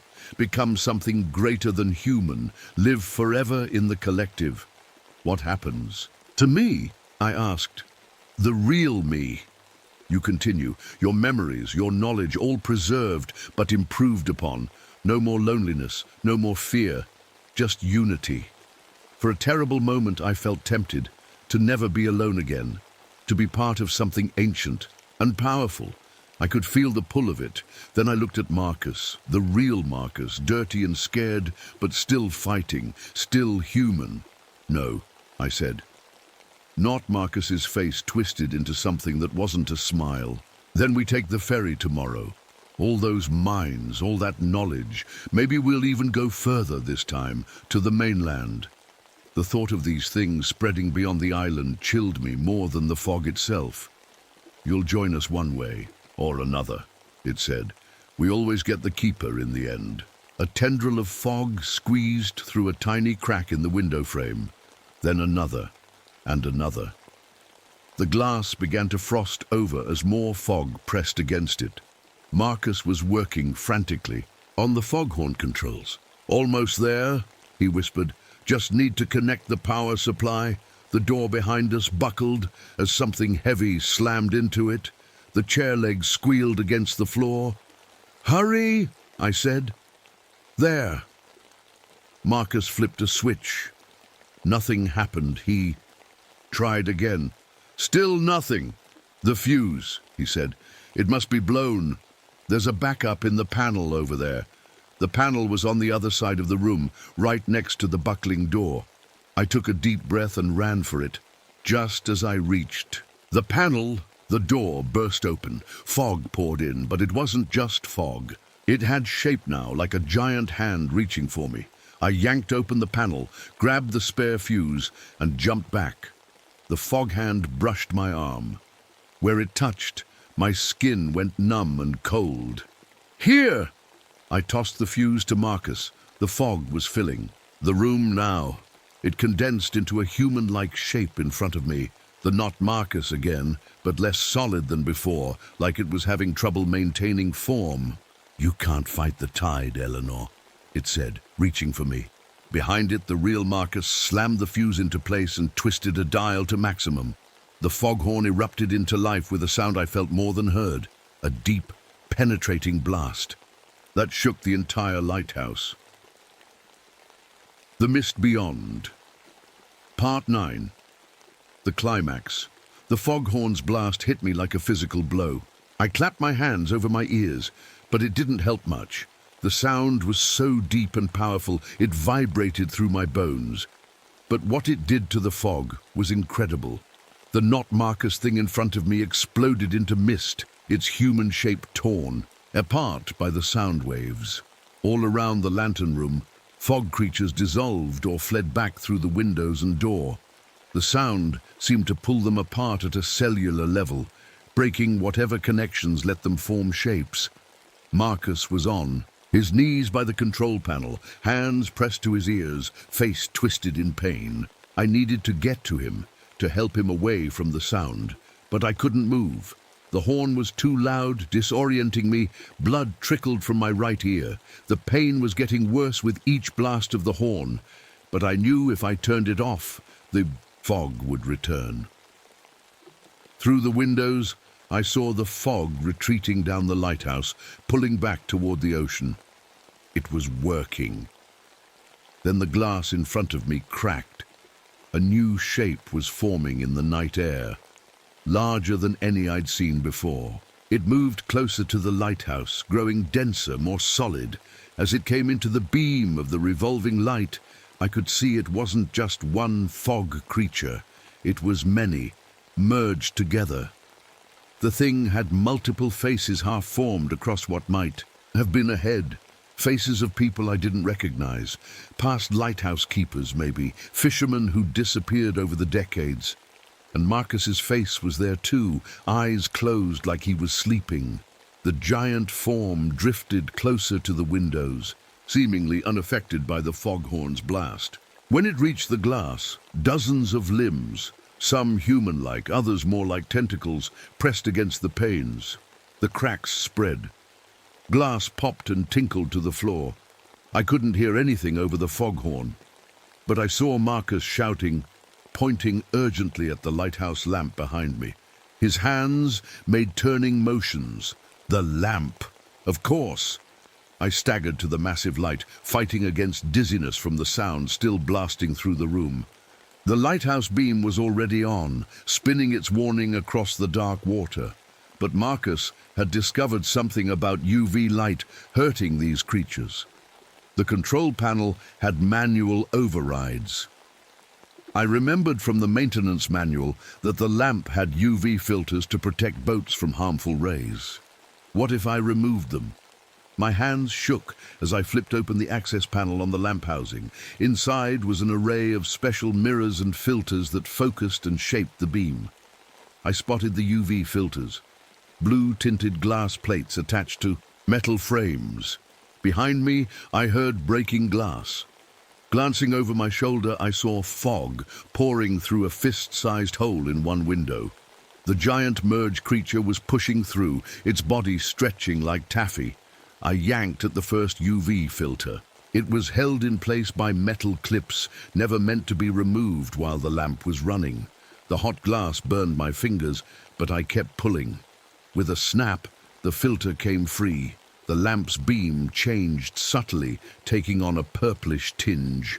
The fog. Creature recoiled slightly, but kept coming. I tore out the second filter, then the third. The beam grew brighter, harsher. The creature had half its mass inside the room now. It reached for Marcus, who was still by the foghorn controls. He couldn't move away without stopping the horn. I removed the last filter and grabbed the manual. Control lever for the lamp. Instead of spinning, I locked it in place, pointing directly at the fog creature.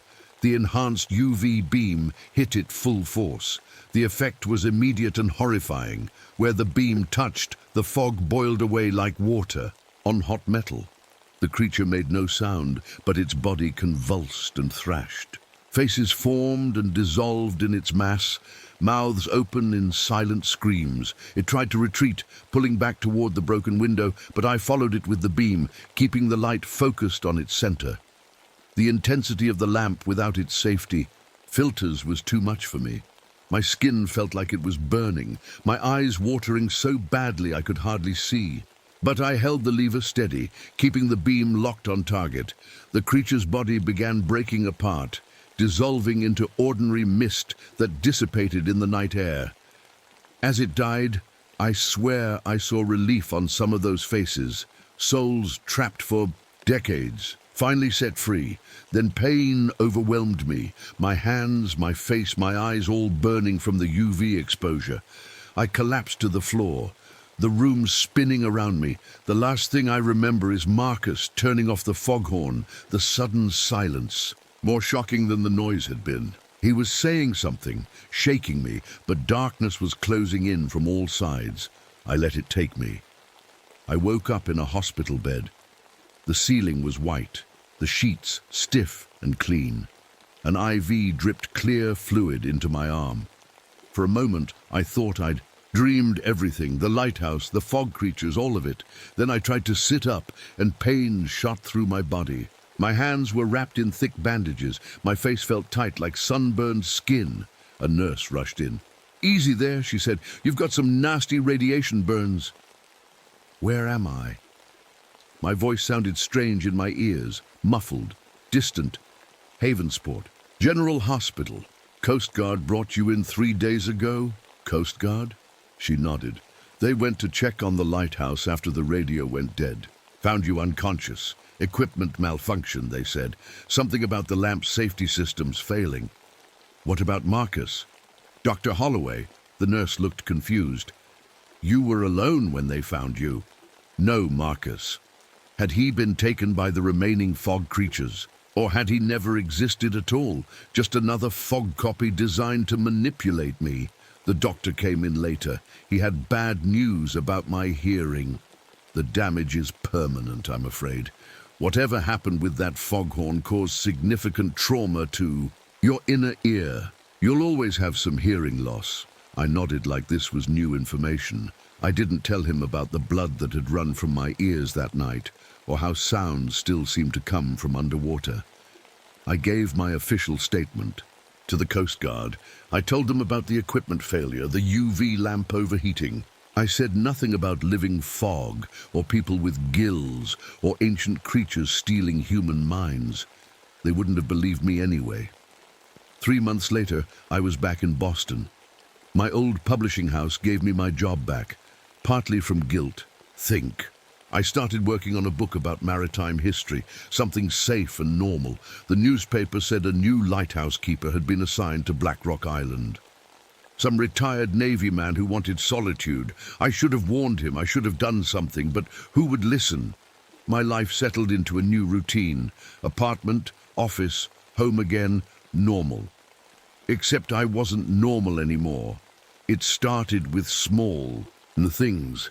I could feel storms coming before the weather reports mentioned them, sensing pressure changes that made my skin tingle. During meetings, I'd catch myself doodling strange symbols, curves and lines that looked like the ones from those cave paintings on the island. And the fog. Whenever fog rolled in from the harbor, I felt drawn to it, called by it. Last night was the worst. Heavy fog settled over the city, turning streetlights into glowing orbs. I stood at my apartment window, watching it swirl against the glass. My reflection stared back at me, but for just a moment, my eyes weren't my eyes. They turned milky white, like opal, before shifting back to normal. And in my head, I heard voices. Not just one, but many, speaking together.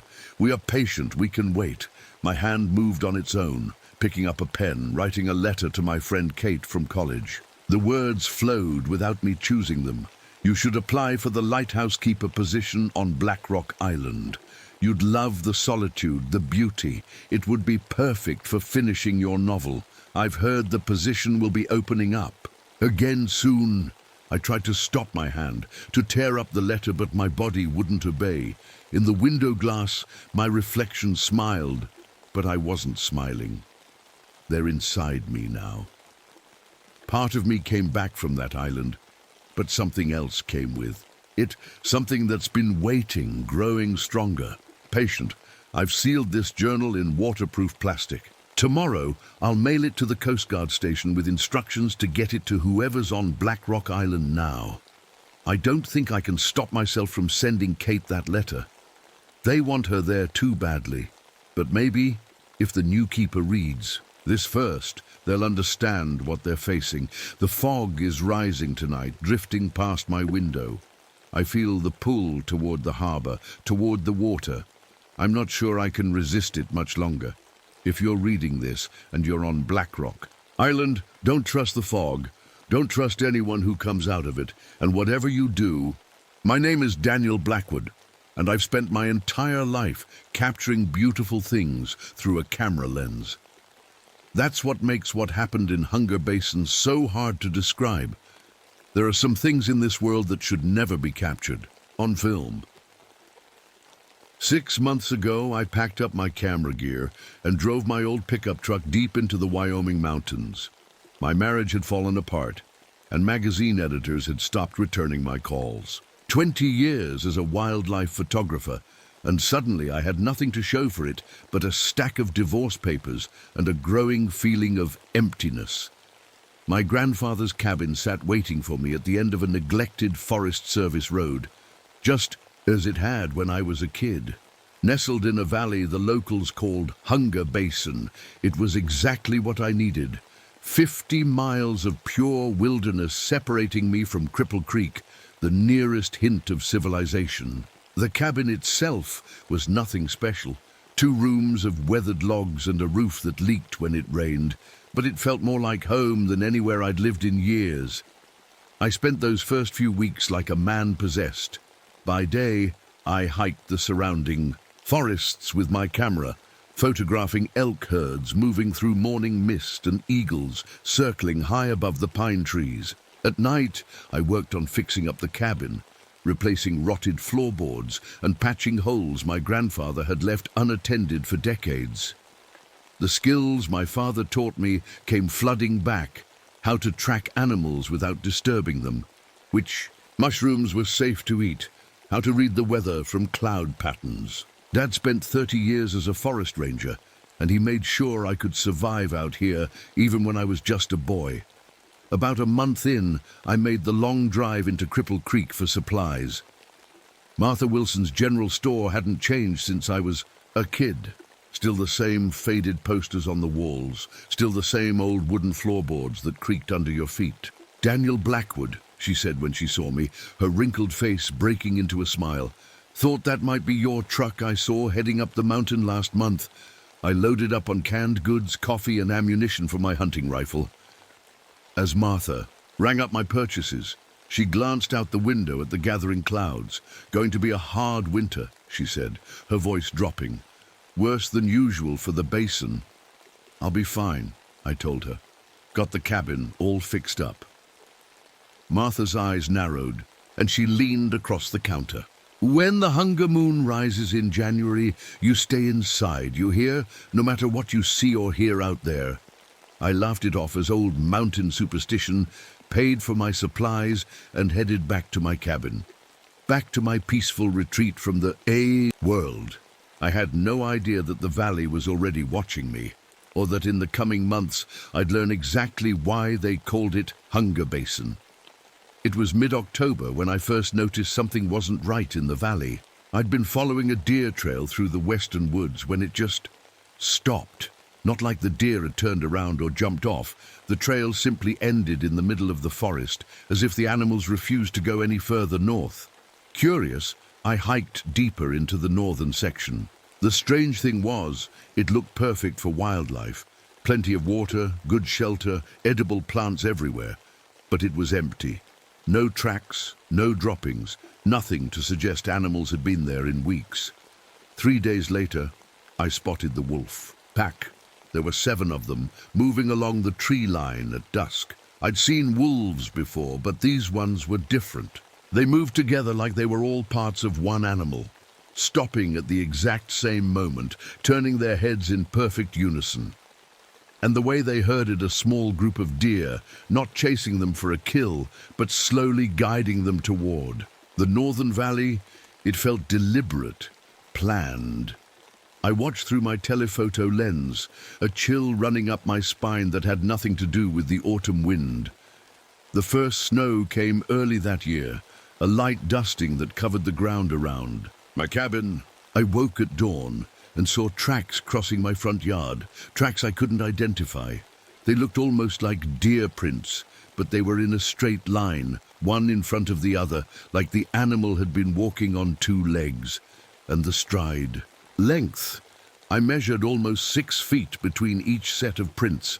Something big had walked past my cabin in the night. As November turned to December, the days grew shorter and the cold became a living thing.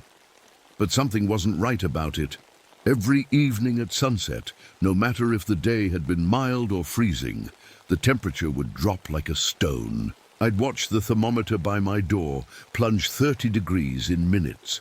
Frost formed on my windows each night, not in the usual random patterns, but in swirling shapes that almost looked like writing. Ancient symbols that disappeared when morning came.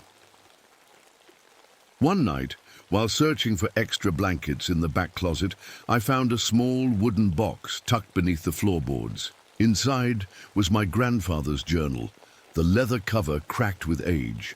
Most entries were normal accounts of hunting trips and weather conditions. Then I found the pages from February 1906, describing a hunting party that entered the northern valley and never returned. The final entry sent ice through my veins. It's been 3 days since we heard their screams. Johnson wants to search again tomorrow, but I know what's out there. The old-timers call it the walking hunger. God help anyone who sees it during the hunger moon. I closed the journal and stared out the window at the darkening forest. For the first time since arriving, I made sure my rifle was loaded before going to bed. Something was out there in the valley. Something that had been there a very long time. The knock on my door came during a heavy snowfall in early December. I wasn't expecting anyone, and for a moment I considered grabbing my rifle. In these mountains, unexpected visitors weren't always welcome. She introduced herself as Dr. Amelia Hayes, a biologist with the Forest Service. Dark hair pulled back in a practical ponytail, hiking boots caked with snow, and eyes that missed nothing. "I've been tracking elk migration patterns," she explained, stomping snow from her boots on my porch. "My truck got stuck about 2 miles down the road. The rangers mentioned there was a cabin up here. I didn't want company, that's why I came to the basin in the first place. But the storm was picking up, and even I wasn't heartless enough to send her back into that weather. You can stay until the road's clear," I told her, stepping aside to let her in. Amelia set up her equipment on my kitchen table. Laptops, tracking devices, maps covered in colored markers. She was clearly smart and serious about her work. When I asked about the elk, her face darkened. "That's why I'm here. The herds are behaving strangely, changing their patterns for the first time in decades. They're avoiding the northern section of the valley completely." "I've noticed that too," I said, and told her about the empty game trails and the strange behavior of the wolf pack. She frowned. "Wolves herd prey toward an ambush point sometimes. But what you're describing, that's not normal behavior." 3 days later, the radio crackled with news that made my stomach drop. A hunter named Gregory Walsh had been found dead just 2 miles from my cabin. The forest ranger's voice was tight as he described the scene. "Body was partially consumed. We're calling it a bear attack for now." But when I drove out to meet the rangers the next day, the sheriff pulled me aside. His face was pale. "I've seen bear attacks before," he whispered. "Bears are messy eaters. This was surgical, like something knew exactly which parts it wanted." That night, I checked my trail cameras, motion-activated cameras I'd set up around the property to photograph wildlife. Most shots showed nothing unusual: deer, rabbits, the occasional fox. Then I found it. A nighttime image from the camera farthest from my cabin. The timestamp showed 3:17 a.m. Between 2 trees stood a figure, blurred by motion but unmistakably there. It stood on 2 legs, but was impossibly tall and thin, with something like antlers extending from its head. The proportions were all wrong: arms too long, torso too narrow. I showed the photo to Amelia. She studied it silently, her scientific skepticism battling with what her eyes were seeing. "Could be a deer standing oddly, caught at a weird angle," she said finally, but I could tell she didn't believe it. The next day, we drove to the small library in Cripple Creek. The elderly librarian raised her eyebrows when Amelia asked about the valley's history. Hunger Basin? Folks around here don't talk about it much, she said, but led us to a dusty corner with local history books. What we found sent chills down my spine. Every January, during the full moon, the locals called the Hunger Moon, people disappeared. In that valley, the pattern stretched back to the 1850s, when settlers first arrived. And the native tribes? They had abandoned the entire area centuries before, leaving behind cave paintings that warned others to stay away when the winter hunger walks. As we drove back to the cabin in silence, fat snowflakes began to fall, covering our tracks behind us. The day after our library visit, the radio started acting strange. I'd been using it to check in with the ranger station every morning, but now all I got was static, broken occasionally by garbled voices. By evening, even those were gone, replaced by something that made my skin crawl. Sequences of numbers repeated in a flat, mechanical tone. 39721. 39721. Amelia tried the satellite phone she'd brought, but it couldn't connect either. Probably just the mountains blocking the signal, she said. But we both knew that wasn't it. Something was deliberately cutting us off. That night, the storm hit. Not a normal Wyoming blizzard, but something fierce and purposeful. I've lived through plenty of mountain winters, but this was different. The wind didn't just howl, it screamed, like a living thing circling the cabin. By morning, snow had buried my truck up to the windows, and the Forest Service road had disappeared under 15-foot drifts. They won't be able to clear this for weeks, I said, staring out at the white wasteland that had once been my front yard. Amelia nodded grimly. We're on our own. Our food supplies were good for now, but another problem quickly became clear. All the game animals had vanished. The forest had gone silent. No birds calling, no squirrels chattering, not even the distant howl of the wolf pack. It was like every living thing had fled the valley overnight. When I checked our stored meat in the freezer shed behind the cabin, I found it covered in freezer burn despite being properly wrapped. Canned goods in the pantry showed signs of spoilage, even though they were years from their expiration dates. But the cold was the worst part. The thermometer outside the cabin began showing impossible readings. 40 below zero, 50, 60. One morning it registered 70 degrees below zero, a temperature that doesn't happen naturally in Wyoming.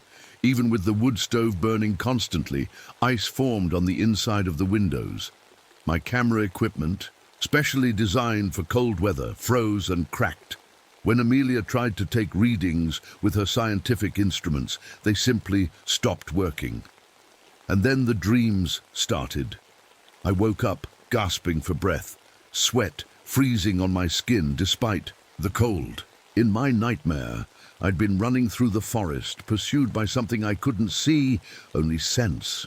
Something that moved between the trees faster than any animal, its footsteps crunching in the snow behind me, always getting closer, no matter how fast I ran.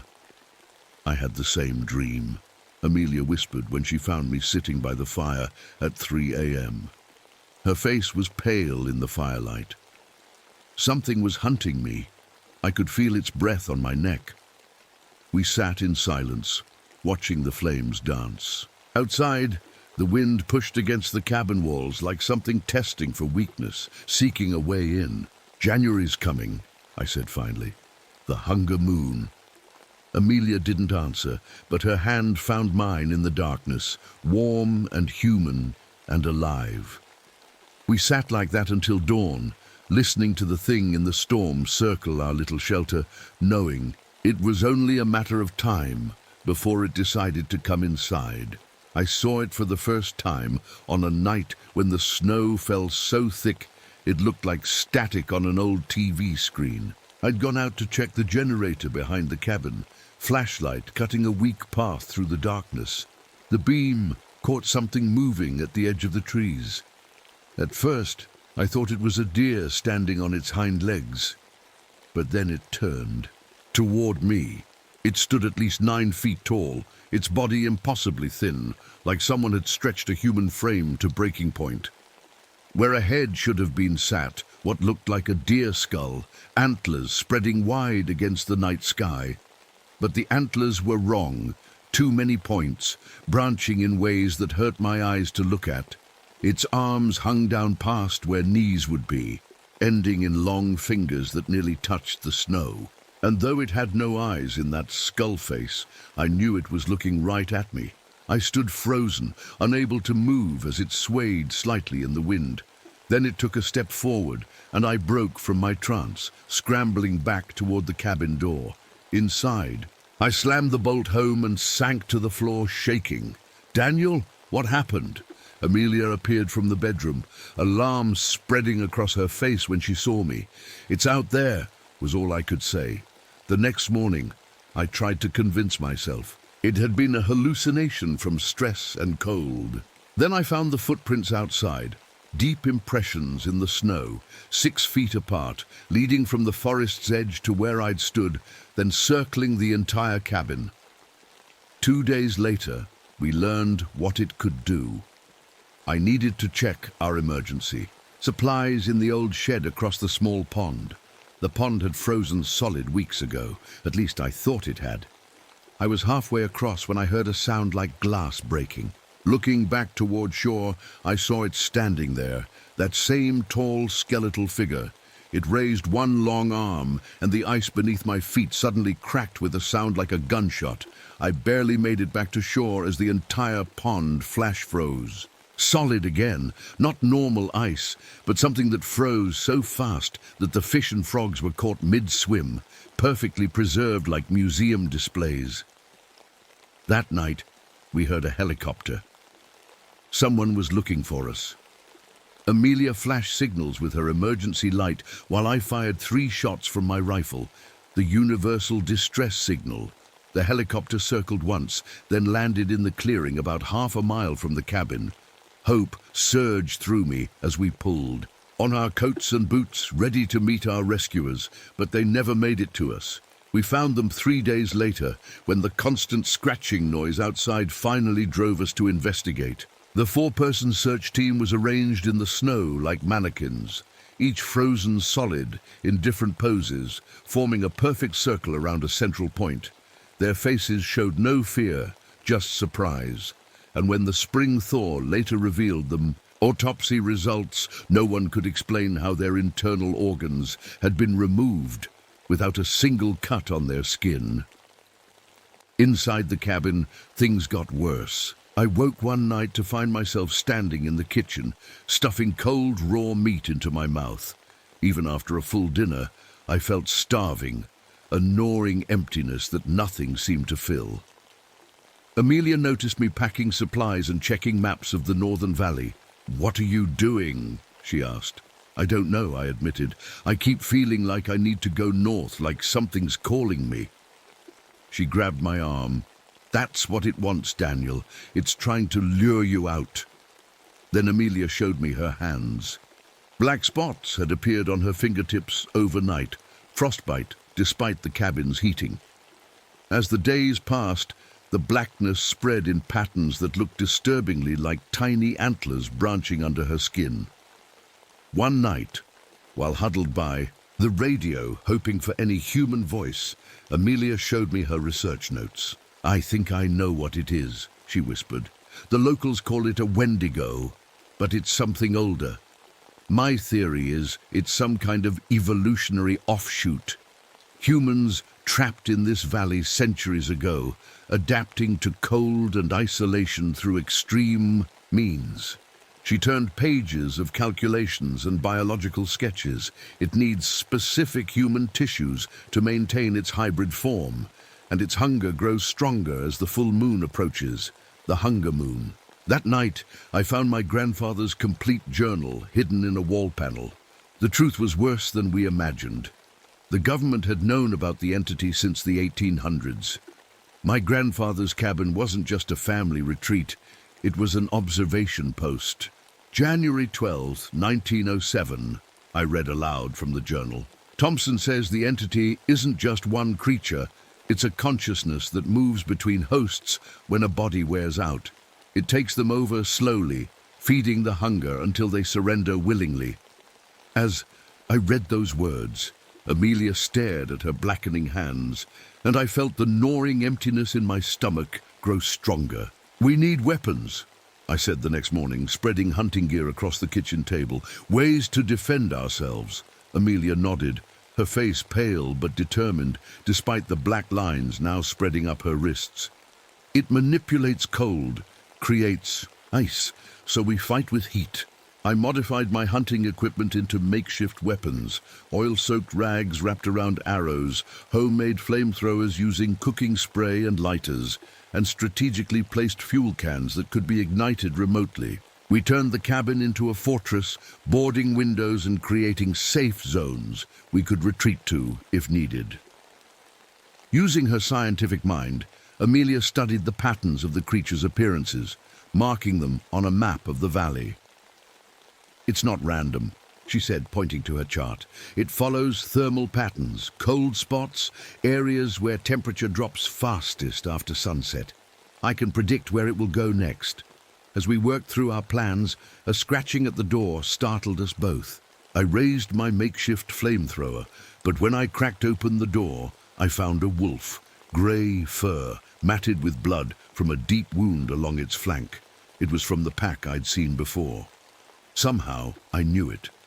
The wolf limped inside without aggression, keeping its distance but watching us with intelligent eyes. That night, as the entity circled our cabin, the wolf growled low in its throat, hackles raised. It moved to different windows, always facing the direction of the danger before we could sense it ourselves. When the entity retreated temporarily, the wolf would relax, lying by the fire, but never fully sleeping. "It's warning us," Amelia whispered. "Like it's fighting against the entity too." By the following evening, Amelia could barely hide her pain. The black patterns now covered both arms to the elbow, forming intricate branch-like designs that pulsed with her heartbeat. Worse, she'd begun to change in other ways. Her teeth seemed sharper, her movements more predatory. I caught her once, standing over our dwindling food supplies, staring at me with an expression that wasn't entirely human. "I'm so hungry, Daniel," she said, her voice strained. Not for food, for something else. That night, she locked herself in the bathroom and made me promise not to open the door, no matter what I heard. Through the wood, I heard her documenting her transformation. On her recorder, her scientist's mind still working despite everything. "Day 14 of infection," her voice came through, clinical despite the pain. "The entity doesn't just kill, it converts. I believe it's a parasitic consciousness that spreads through consumption. The hunger is overwhelming now. I find myself thinking about how warm Daniel would be, how filling." Her recorder clicked off. Through the door, I heard her crying. That night, the entity made its first direct attack. The temperature inside the cabin plunged so quickly that glasses shattered. The walls groaned under the pressure of sudden ice forming in the wood, and then it was at the door, pounding with inhuman strength. I triggered my first trap, a spray of flaming oil across the porch.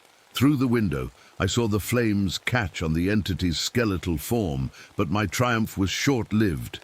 With a gesture from those impossibly long arms, the fire simply went out, extinguished by cold so intense it seemed to swallow light itself.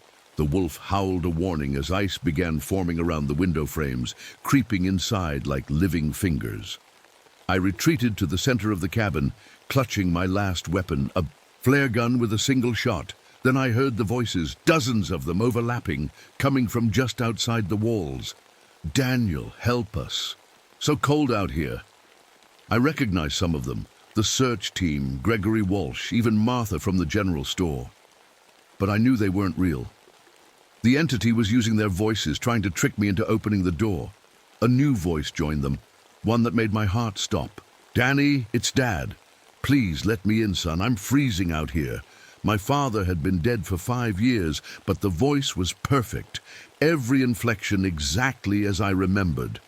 "It's mimicking," Amelia called weakly from the bathroom. "Don't listen." The pounding stopped. Everything went silent. Then a new sound, a wet, sliding noise against the living room window. I turned to see those long, skeletal fingers tapping on the glass.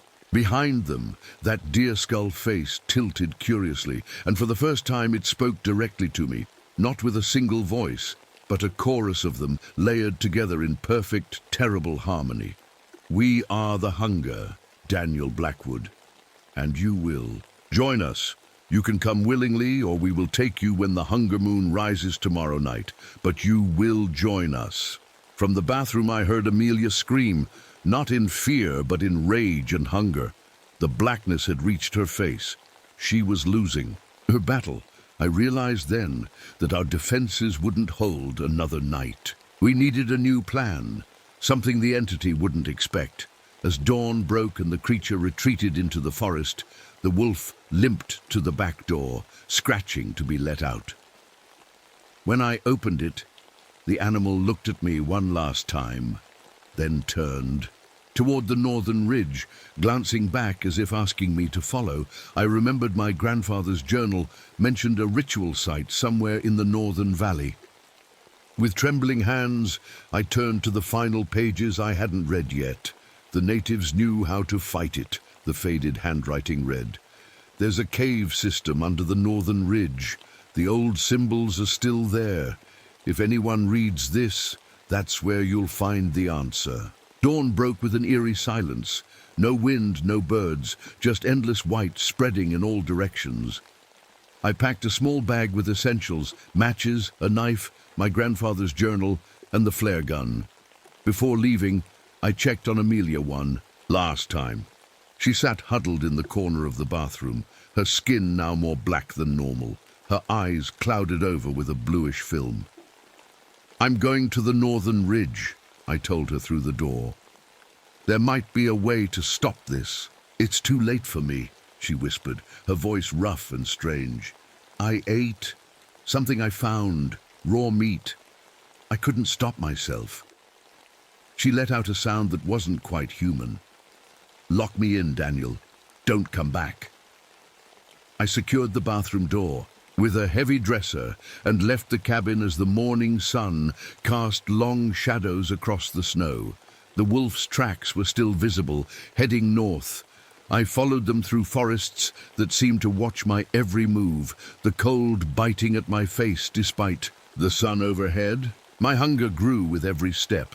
Not the normal hunger of a man who hadn't eaten, but something deeper and more primal. After hours of trudging through knee-deep snow, I found the cave entrance half hidden behind a frozen waterfall. The Wolfsea. Tracks led straight inside. The temperature dropped as I entered, my flashlight revealing walls covered in ancient paintings, stick figures fleeing from a tall, antlered shape. Deeper in, the cave opened into a large chamber where centuries of offerings lay preserved in the cold. Arrowheads, animal bones, bundles of herbs tied with sinew, and bodies, dozens of them, perfect and unchanged by time, arranged in concentric circles around a central stone altar. Their faces showed no fear, only peaceful acceptance, as if they'd welcomed what came for them. Among the oldest remains, I found a skeleton unlike the others, unnaturally tall, with a deer skull where the head should be. Around its neck hung a pouch made from hide. Inside was a mixture of dried herbs and what looked like human teeth, along with a stone knife carved with symbols matching those on the cave walls. My grandfather's journal mentioned a tribal shaman who had performed a forbidden ritual to survive a deadly winter, consuming human flesh and calling on ancient spirits to transform himself. He became the first Wendigo, the walking hunger. Taka, sun was setting as I emerged from the cave. The full moon, the hunger moon, would rise soon. I knew the entity would come for me then. I made my preparations on a flat stretch of rock where the ancient paintings showed figures performing their Ritual. Using the stone knife, I cut my palm and let blood drip onto the snow in a pattern matching the symbols from the cave. Night fell, and with it came that familiar, impossible cold. Trees cracked and split in the forest below as the temperature plummeted. The hunger in my belly had become a living thing, twisting and clawing for release. Then it appeared, taller than I remembered, its skeletal body silhouetted against the rising moon. Antlers branched toward the stars like grasping hands. It made no sound as it approached, each step bringing it closer to the circle of blood I'd created. "I know what you are," I called out, my voice small against the vast silence. "You were human once." The entity stopped at the edge of my blood circle. That skull face tilted curiously. "We are the hunger," came that terrible chorus of voices. "We have always been here." "You need an invitation," I said, remembering my grandfather's notes. "Or fear. You feed on fear before you feed on flesh." The entity's long fingers scraped against each other, creating a sound like icicles breaking. "And are you afraid, Daniel Blackwood?" "No," I lied, gripping the stone knife tighter. "I'm just hungry." It was the last thing the entity expected. Not resistance, but acceptance. I opened myself to the hunger I'd been fighting, let it wash through me like a dark tide. In that moment of vulnerability, I felt the entity's consciousness brush against mine, ancient, cold, and endlessly empty. Using that connection, I drove the stone knife into the ground at the center of the blood circle and emptied the pouch of herbs and teeth onto the blade. When the entity lunged forward, I raised my flare gun and fired directly at the mixture. The world exploded into blinding light and heat. The entity screamed, not with one voice now, but thousands, the collected cries of every victim it had taken over centuries. Ice shattered around me like glass as the entity convulsed, its form shifting and breaking down. The deer skull cracked open, revealing nothing but darkness inside. For one brief moment I thought I saw a human face within that darkness, gaunt and ancient, eyes wide with fear. Then it was gone, exploding outward in a burst of ice crystals that melted before they touched the ground. I collapsed in the snow, the hunger finally quiet. They found me 3 months later when the spring thaw finally cleared the roads. I was still in the cabin, severely malnourished, but alive. Of Amelia, they found no trace, just claw marks on the inside of the bathroom door and a trail of footprints leading deep into the northern valley. The official report called it a winter survival situation. The missing search team was attributed to a helicopter crash in bad weather. My photographs and Amelia's research notes disappeared from evidence lockups. Government men in dark suits asked me the same questions over and over until my answers satisfied them. After 6 months in a psychiatric hospital, they declared me recovered. Trauma-induced hallucinations explained away with medication and therapy. No one believed my story about the entity, about the Wendigo. A year later, I was back on my feet. I became an outspoken advocate for wilderness preservation, specifically fighting against development in northern Wyoming. My new photographs won awards. My magazine covers sold out. On the surface, I was whole again, but the hunger never really left. It just changed. I feel it most strongly during winter months, a restlessness that drives me to wander at night. My metabolism runs impossibly fast now. Doctors are baffled by how much I need to eat just to maintain my weight. Last January, during the full moon, I found myself standing in a bedroom in Cripple Creek, watching a man sleep, a man known for beating his wife, for hurting children. I don't remember how I got there or how I picked the lock on his window. As he stirred awake, startled by my presence, I felt a familiar coldness spread through my veins. My fingers felt longer somehow, stretching toward his chest as I leaned, down to whisper in his ear. The hunger always returns. His scream was cut short by the sudden drop in temperature, his breath freezing in his lungs. And as I left his home, walking barefoot through snow that didn't feel cold anymore, I glanced up at the full moon and understood at last why they called it Hunger Basin. Some hungers never die. They just find new hosts. My name is Reed Donovan. I've been taking pictures of wild animals for over 15 years now. After shooting in jungles and deserts across the world, I decided it was time for a challenge that would push me to my limits. Capturing the secret. Lives of wolves in the dead of winter. That's why I'm here in the middle of nowhere in northern Minnesota. The year is 1979, and I've rented this old fire lookout tower deep in the Boundary Waters wilderness. It's perfect for my winter project on wolf migration patterns. The rangers told me I'm the first person to stay here in almost 2 years. The tower stands like a lonely matchstick against the endless white and green landscape. It's 15 miles to the nearest town, a tiny place called Hollow Creek. Once the heavy snow starts, I'll be cut off except for my snowmobile or my own 2 feet. That doesn't bother me, though. I've always worked best in isolation. I spent my first day setting up. The tower has 3 levels, a basement where I've built my darkroom to develop photos, the middle floor with a small kitchen and bed, and the top observation deck with windows on all sides. It's like living in a vertical tube, with me moving up and down all day between my little zones. Something feels off about this place, though. When I first arrived, I found half-eaten food still sitting on plates. There were clothes in the drawers, books open on tables. It's like whoever was here last just vanished in the middle of daily life. The rangers didn't mention anything about this when I rented the place. Even stranger are the logbooks I found. The last watchman wrote things that don't make sense. Entries about standing figures at the forest line and howls that sound like words.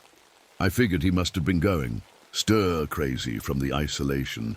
The wildlife here is acting weird too. On my first hikes around the tower, deer and rabbits barely ran from me. They actually seemed to want to be close to me, like they were seeking protection. Protection from what, I wonder? My first week of photography was incredible. I captured some of the best wolf pack images of my career. There's one wolf that stands out, much bigger than the others, with unusual grey and white patterns in its fur. In every shot I took of it, it seems to be staring directly into my camera lens, directly at me, almost like it knows I'm watching. My weekly radio check-ins with the ranger station have been getting worse. Each call has more static than the last, making it harder to understand what they're saying. During yesterday's call, I could barely make out their words through the crackling noise. This morning I found something disturbing. Walking around the base of the tower, I noticed strange symbols carved into the trees. They form a perfect circle around the tower.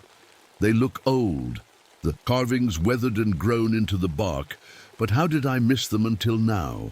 The weather report I received last week mentioned the possibility of snow, but nothing serious until January. But looking out my window now, I can see the first signs of a massive blizzard moving in. The sky has turned an angry grey, and the wind is picking up, howling around the corners of the tower. If this storm is as bad as it looks, I'll be completely cut off from civilization for at least 3 months. Just me, this strange tower, and whatever is out there in the woods. I should be scared, I guess. But right now, I'm just excited to capture those wolves on film. Especially that big one with the strange eyes that seem to follow me through my camera lens. I've got enough food. I've got my cameras, I've got my project. What could possibly go wrong? It's been 2 weeks since the blizzard hit. The snow piled up higher than my windows on the first floor. I'm completely trapped now. No way in or out. Last night, I heard something. That made my skin crawl. Footsteps. Not the light patter of an animal on 4 legs, but the heavy, deliberate steps of something walking on 2 feet. Something big was circling my tower. Round and round it went. When morning came, I rushed outside to check for footprints. What I found didn't make sense. The tracks weren't human. They looked like wolf prints, but impossibly large. Bigger than my hand, with my fingers spread wide. I've been developing my photos in the basement darkroom, and something strange is happening. In pictures I took of empty forest edges, dark shapes now appear between the trees, tall, standing figures that weren't there when I took the shots. At first, I thought it was just tricks of light or spots on my lens, but they're in too many. Photos now, always watching, always at the edge of the frame. 3 days ago, I woke up to find my food supplies raided. Cans torn open, dried meat gone. But here's the thing, my door was still locked from the inside. Whatever got to my food was already in the tower with me. There are claw marks on the inside walls now, long, deep scratches in the wood, too big to be from any normal animal. While cleaning up the mess in my storage closet, I found a hidden compartment under the floorboards. Inside was a journal, dated 1952. The handwriting starts out neat, but gets more frantic with each page. It talks about the pack transformation, scientific notes documenting people turning into wolf-like creatures during full moons. I would have laughed it off as the crazy writings of some lonely tower operator, except for what happened next. My radio picked up a transmission last night. Not from the ranger station, but from somewhere in the forest, voices calling my name, begging for help. "Reed, help us. We're lost in the snow. Please." But when I responded, only howls answered me.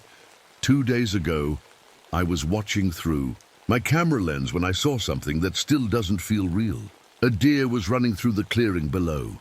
Suddenly, shapes burst from the trees. At first, I thought they were wolves, but no, they moved like people on all fours, impossibly fast, taking the deer down with terrible efficiency. I couldn't breathe as I watched them feed. That special wolf I photographed before, the big one with the strange markings, it's back. Every night now, it stands at the forest edge watching my tower, but something's wrong. It's standing on its hind legs, getting taller each time I see it. Last night, it stood as tall as a man. The photos I've developed of this creature are scaring me more than anything else. When I take a picture, it's in one position. But when I develop the image, it's moved, like the creature changed places during the development process. In my latest photo, it's looking directly at the camera with almost human eyes. It's so cold in here now. The heater runs non-stop, but ice still forms on the inside walls. Not normal ice either. It grows in patterns like symbols, similar to those carved in the trees outside. Today, I found out what happened to the tower's last occupant. I needed more storage space and broke through a wall in the basement that seemed newer than the rest. Behind it was a small room with frozen human remains. The body was mostly normal, except for the mouth, filled with long, wolf-like fangs. Next to it was a journal with entries becoming less and less human. The last entry read, "The change is almost complete. I am becoming one of them." I'm barricading the doors and windows tonight. The full moon is rising, and the howling has started. But the howls, they sound like words now. The full moon hangs in the sky like a spotlight. I've pushed every piece of furniture against the doors and windows. The howling outside has grown louder, and I can make out words now. They're saying, "My name, Reed, come out, Reed." I can see them through the cracks in my barricades, dark shapes moving around the tower. There must be at least 20 of them. They circle and pace, sometimes running on all fours, sometimes standing upright like people. Their eyes catch the moonlight and shine back yellow. My radio crackled to life an hour ago, but it wasn't the ranger station. I was hearing a conversation already in progress between people who didn't know I was listening. They were talking about something called the Windigo transformation and quarantine protocols for this region. One voice said, "The Tower Observer is probably turned by now. Mark him as lost. I've been searching through the old files left in the tower. What I found makes my blood run cold. This tower was never really for spotting fires. It was built to watch and study the transformations. Maps show this area marked as Research Zone W, with notes about subject containment and transformation observation. I jumped when I heard scraping sounds on the outer walls.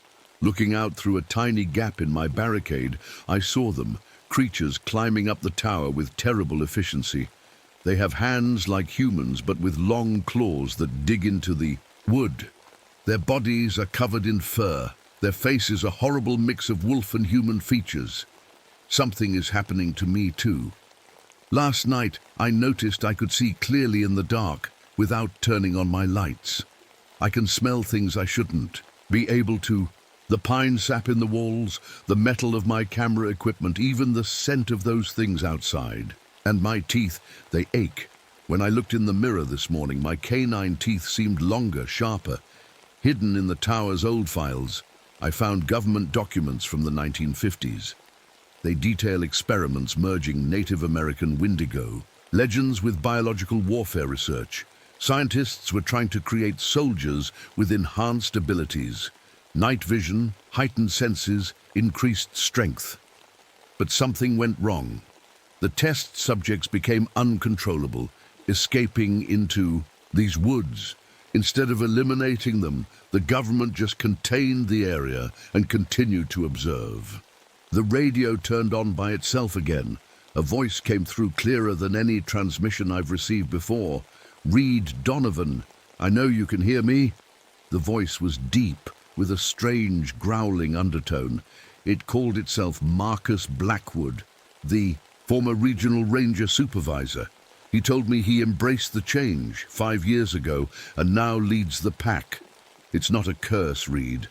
It's an evolution. You're feeling it already, aren't you? The heightened senses, the strength, the hunger. He explained that the transformation spreads 2 ways, by eating the flesh of the transformed or through prolonged exposure to what he called the altered electromagnetic field the pack generates. I ran to my food supplies with a sickening feeling. Looking closely at my meat stores, I noticed tiny claw marks in the packaging. They've been contaminating my food for weeks. The tower groaned around me. The whole structure shook as multiple creatures began a coordinated attack. They're hitting weak points in the structure with frightening intelligence. They know exactly where to strike. The large wolf, the alpha Marcus, stands at the forest edge watching. He's fully upright now, at least 7 feet tall, his eyes too human in his wolf-like face. He spoke through the radio again. "We aren't mindless beasts, Reed. We are the next step. We have a society. We need people with skills, people like you. The tower won't hold much longer. They're coming in, and I'm afraid I'm becoming one of them." The tower's main door just gave way with a crack that shook the whole building. They're inside now. I've retreated to my darkroom in the basement, sliding a heavy metal cabinet across the door. My hands shook as I did it, but not from fear. They don't look right anymore. My fingers seem longer, the nails thickening into something else. I can hear them moving through the tower above me, sniffing, searching, coming for me. Looking around my darkroom, I realized I might have one advantage: my photography chemicals. Some of these are highly toxic and caustic. I filled empty bottles with the strongest ones I could find, creating makeshift weapons. They found me faster than I expected. Claws began tearing through the wooden parts of the door. A snout pushed through a gap, snarling and snapping. I threw my first bottle, hitting it right in the face. The creature howled in pain as the chemicals burned its skin and eyes, but there are too many of them. For each one I drive back, 2 more take its place, and something else is happening to me. My body feels like it's on fire from the inside. My muscles are cramping, then expanding. I'm stronger than I've ever been. I threw the cabinet like it weighed nothing. In the fight, something strange is happening to my mind too. Part of me is terrified, desperately trying to stay human. But another part, a new, growing part, feels a thrill with each creature I face, like I belong with them, like they're family. During a brief pause in their attack, I found another hidden file taped under a shelf. It shows maps of the area with a silver-lined perimeter marked around the entire region. According to the notes, the government created a barrier of silver-based compounds that the creatures cannot cross. They're trapped here. That's when I understood why Marcus really contacted me. They don't just want me to join them. They need me. They need someone still human enough to break the silver barrier and set them free. I heard Marcus's voice again, not from the radio this time, but in my head. Clear as day. You're fighting the inevitable, Reed. Feel your body changing. You're becoming stronger, faster, more than human. We need your human knowledge, your skills with technology. Help us break the barrier, and I'll give you leadership of your own territory, your own pack. The offer sent a rush of something through me. Pride? Hunger? For a moment I could see it, running through the forest with incredible speed, leading others like me. Powerful, free. I shook the thought away, but it was getting harder to remember why I should resist. The creatures broke through my barricade in a rush of fur and claws. As they poured into the darkroom, I noticed something that brought me back to my human senses for a moment. On the drying line hung my most recent photographs, self-portraits I'd set up days ago. But my face in the pictures was changing from one photo to the next, showing progressive stages of transformation into something with a wolf's features. Fighting through the pain of my changing body, I realized something crucial. The tower itself was part of this.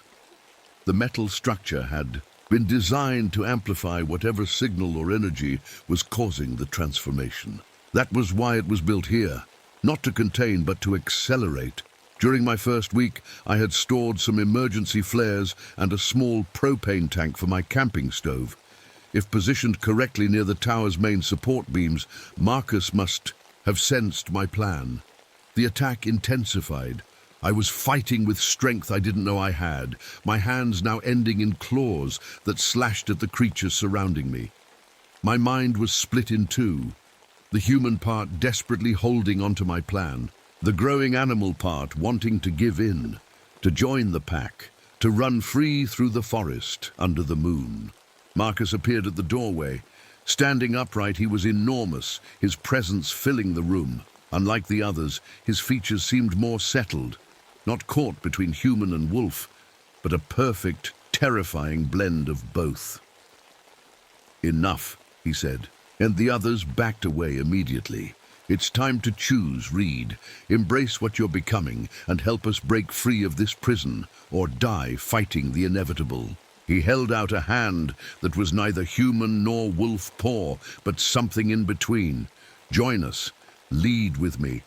And for a moment, I wanted to. God help me, I wanted to. I looked into Marcus's eyes, yellow with flecks of human brown still visible. The room fell silent except for the panting breath of the creatures surrounding us. My body trembled with pain as the changes continued inside me. "Yes," I said finally, my voice rough and unfamiliar. "I'll join you." Marcus's mouth formed what might have been a smile on his wolf-like face. The others made excited yipping sounds, backing away to give me space. "The transformation hurts less when you don't fight it," Marcus said. "Let it happen." I nodded, stepping forward on legs that felt wrong, too long, too bent. When Marcus put his hand on my shoulder, the pack howled in celebration. The sound should have terrified me, but it felt right somehow, like coming home. "Now," said Marcus, "we prepare to leave this prison. With your human knowledge, we'll break the silver barrier." "Just one thing first," I said. "My equipment upstairs. There's something I need." He nodded, and two of the creatures escorted me up the tower stairs. My movements were awkward, caught between human walking and something else.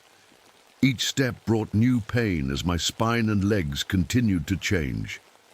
In my living quarters, I grabbed my camera bag while the creatures watched. Inside, it was my waterproof camera, the one I used for river photography. More importantly, underneath that were the emergency flares and the small propane tank I'd mentioned earlier. "I'm ready," I said. As we descended, I activated a flare, pretending to stumble. The creatures didn't understand what fire meant until it was too late.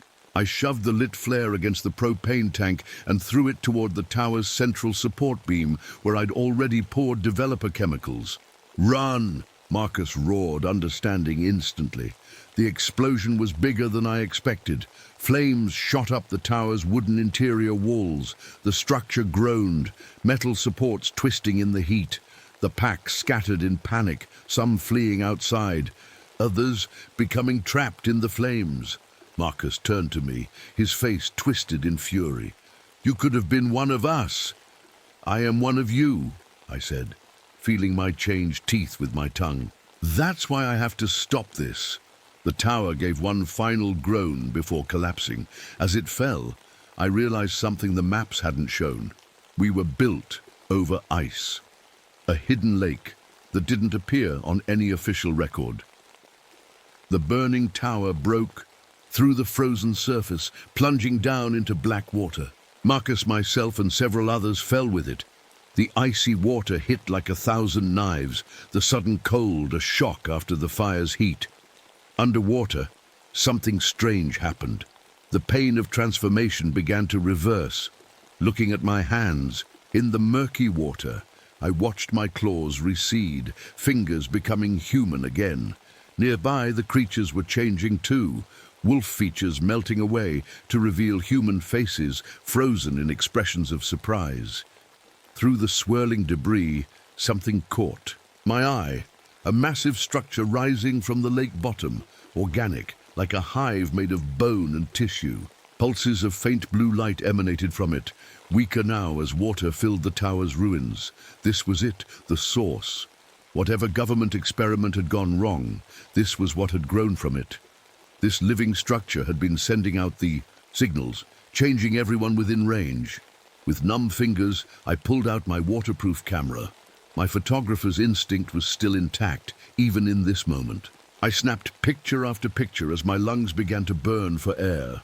Marcus floated nearby, his body now fully human, eyes open and lifeless.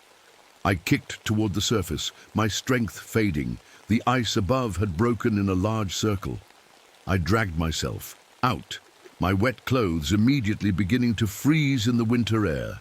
Somehow, I made it to the tree line before collapsing. They found me 3 months later when the spring thaw made the area accessible again. A rescue team came looking for the wildlife photographer who had stopped checking in. They discovered the tower's ruins protruding from the thawed lake. My frozen camera was nearby on the shore, where I had left it before finding shelter in a cave. The film inside was intact. When developed, the photos showed an enormous organic structure beneath the lake, like nothing seen before. Government officials arrived within days, establishing a quarantine zone and sealing off the entire area. What they didn't tell anyone was what they found in my blood samples when they treated me for exposure and frostbite. The doctors noticed it first. Abnormal cell structures, enhanced healing, genetic anomalies they couldn't explain. I overheard one doctor tell another that my DNA had been permanently altered. They released me after a month of tests, assuring me I was fine. But I'm not fine. On full moon nights, I feel it, a restlessness, a hunger, a longing for the forest. My senses sharpen. I can hear conversations from across the street, smell things normal people can't. I read in the newspaper that they've completely sealed off that section of the Boundary Waters. Environmental contamination, they called it. I know better. I dream about that structure under the lake, pulsing with blue light. Sometimes in those dreams, Marcus is still alive, rebuilding his pack, waiting for the next photographer or hiker or camper to wander too close to the tower ruins. But the most terrifying thing of all, in the high-security lab somewhere, cells from my blood samples are being kept in isolation for study. Last week, I managed to hack into their research database. The latest report mentioned that those isolated cells have begun organizing themselves into new structures, canine structures. The transformation isn't over, it's just beginning. My name is Margaret Fleming. I never thought I'd end up alone in a mountain, talking to myself on tape recordings, but here I am. It's 1964, and 3 months ago I accepted what seemed like a simple job, maintaining a radio tower in the Appalachian Mountains of Virginia. Simple, they said.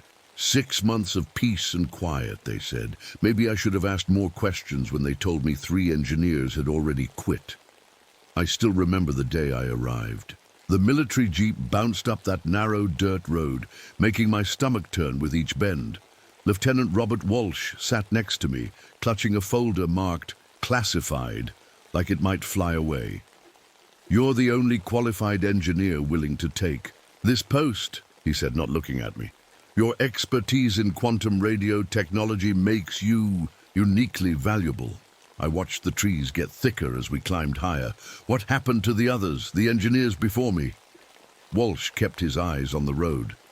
They weren't suited for the isolation. The station wasn't what I expected.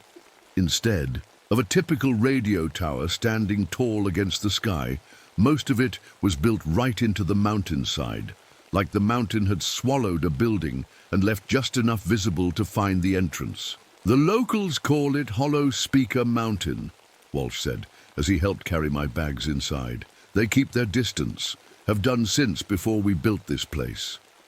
The control room was surprisingly modern. Banks of equipment with blinking lights, massive transmitters, and receivers more advanced than anything I'd worked with before. But it was the hallways that first gave me that cold feeling down my spine. They stretched deep into the mountain, some marked with simple red signs. "Restricted area, authorized personnel only." "What's down there?" I asked. "Maintenance access," Walsh answered too quickly. "Power systems, backup generators, nothing you need to worry about." He gave me a quick tour of the living quarters. Small bedroom, bathroom with a shower that barely worked, and a kitchen stocked with enough canned food to last months. Then he handed me a manual thicker than my arm. "Standard operating procedures," he said. "I'll be back in 4 weeks with supplies. Radio check-ins every Monday at 800. If you miss 2 in a row, we send someone." "What exactly am I broadcasting from here?" I asked. Walsh paused at the door.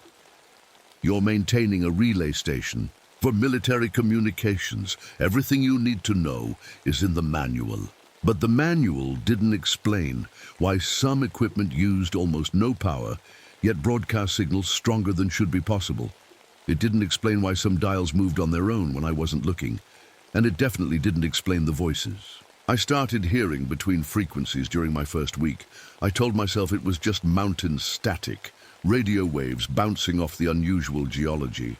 A reasonable explanation. That was before the first big storm hit, before the station picked up transmissions in a language I'd never heard before while running on emergency power only. Before I found the previous engineer's log hidden under a loose floor tile. The last entry simply read, "It's not broadcasting out, it's letting something in." That was the moment I realized I wasn't maintaining the station. The station was maintaining something else entirely, and whatever it was, it knew I was here now. That first month was the hardest. The locals from the nearby town never came up the mountain, not once. The only sign they existed was a small pile of things they left at the bottom of the road. Jars of home-canned peaches, fresh bread, and once, a small wooden carving of the mountain itself, hollow inside. I tried to focus on my work, check the dials, monitor the signals, record the readings, simple tasks to fill the endless quiet days. But the quiet wasn't always complete. Sometimes, when I adjusted the frequencies during my daily tests, I'd hear something strange, not static, not interference. It was like harmonics, notes that shouldn't be there, floating between the standard frequencies.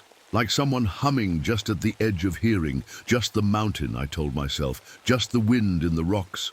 But wind doesn't make perfect patterns. Wind doesn't repeat the same sequence of sounds day after day, getting a little longer each time. One rainy afternoon, I found a loose panel in the main control room. Behind it was a small notebook wrapped in plastic. The previous engineer's personal log. I shouldn't have read it. I should have sent it back with Walsh.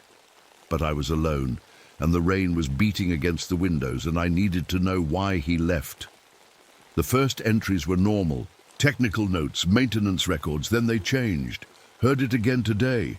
Voice between the 7 and 8 band, not English. Equipment running at night. Found it warm this morning. No one else here. Signal strength increasing despite power input. Remaining constant. The last few pages were filled with frantic writing, the pen digging deep into the paper. It's using the tower. It's using me. The voices are between frequencies because they're between places. Hollow mountain. Hollow people. I shut the notebook and locked it in my desk drawer. Just the ramblings of someone who spent too much time alone, I told myself. Mountain madness. Cabin fever. But that night, a storm hit harder than any I'd seen. Lightning struck so close the windows rattled. The power went out and the emergency generator kicked on with a whine. The equipment should have been running on minimal power, just enough to keep the basic systems alive. Instead, every dial lit up bright, every meter jumped to maximum, and through the speakers came a voice, or what sounded like a voice, speaking. Words that weren't words at all. Just sounds that mimicked human speech without understanding what speech was for. I stood frozen, watching the equipment operate itself. The main transmitter was sending something, broadcasting on frequencies it shouldn't be able to reach with backup power. The next morning I radioed Lieutenant Walsh. "The equipment's malfunctioning," I said, trying to keep my voice steady. "I need to know what this station is really for." His response came back fuzzy with static. "Stick to the manual, Fleming. Everything's working as designed." The manual doesn't explain why the transmitter runs at full power during outages. It doesn't explain the voices. A long pause. Then, what voices? Between the frequencies. And last night during the storm, another long pause. "I'll come early. With supplies, 5 days. Don't enter any restricted areas. That's an order." After I signed off, I noticed something that made my skin go cold. The power readings from the night before showed the equipment had used less electricity than a kitchen toaster, yet it had broadcast a signal strong enough to bounce off the ionosphere. That wasn't just impossible. It was wrong, like the laws of physics had bent inside this mountain.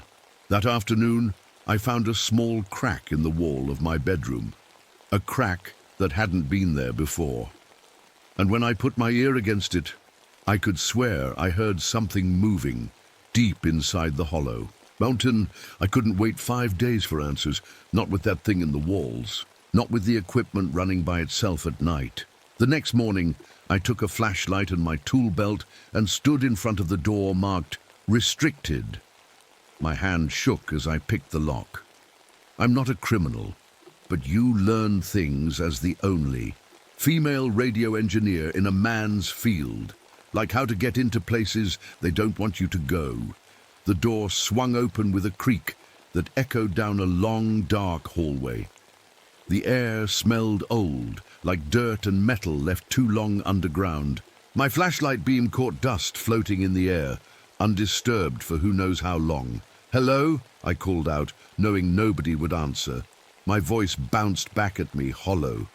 The corridor went deeper than I expected, curving gradually to the left, always to the left, spiraling down into the mountain. The walls changed from concrete to rough stone. This part wasn't built by people. It was natural, just cleaned up and wired with lights that didn't work anymore. I followed the cables. Thick, black power lines ran along the ceiling, feeding into something below. The air got colder as I walked, my breath coming out in little white puffs. After what felt like forever, the corridor opened into a small room filled with monitoring equipment. Old stuff from the 1930s or 40s, still humming with power. Charts on the walls showed mapping surveys of the mountain. One caught my eye, a cross-section showing something impossible. A natural chamber inside the mountain, perfectly round, where no chamber should be. Someone had written across it in red marker, "First contact point, 1937. In the center of the room sat a metal desk with a package wrapped in brown paper. My name was on it. The paper was yellow with age, but that was definitely my name, written decades before I ever came here. Inside was a stack of old newspaper clippings. The Hollow Mountain mining disaster, 1937. 17 men lost when they broke through to a natural cavern. The article said they found the men 3 days later, standing in a circle, staring at the rock wall, unresponsive. They never spoke again. Another clipping from 1942. Mountain town reports mass hallucinations. Dozens of people claimed to hear voices from their radios, even when the power was off.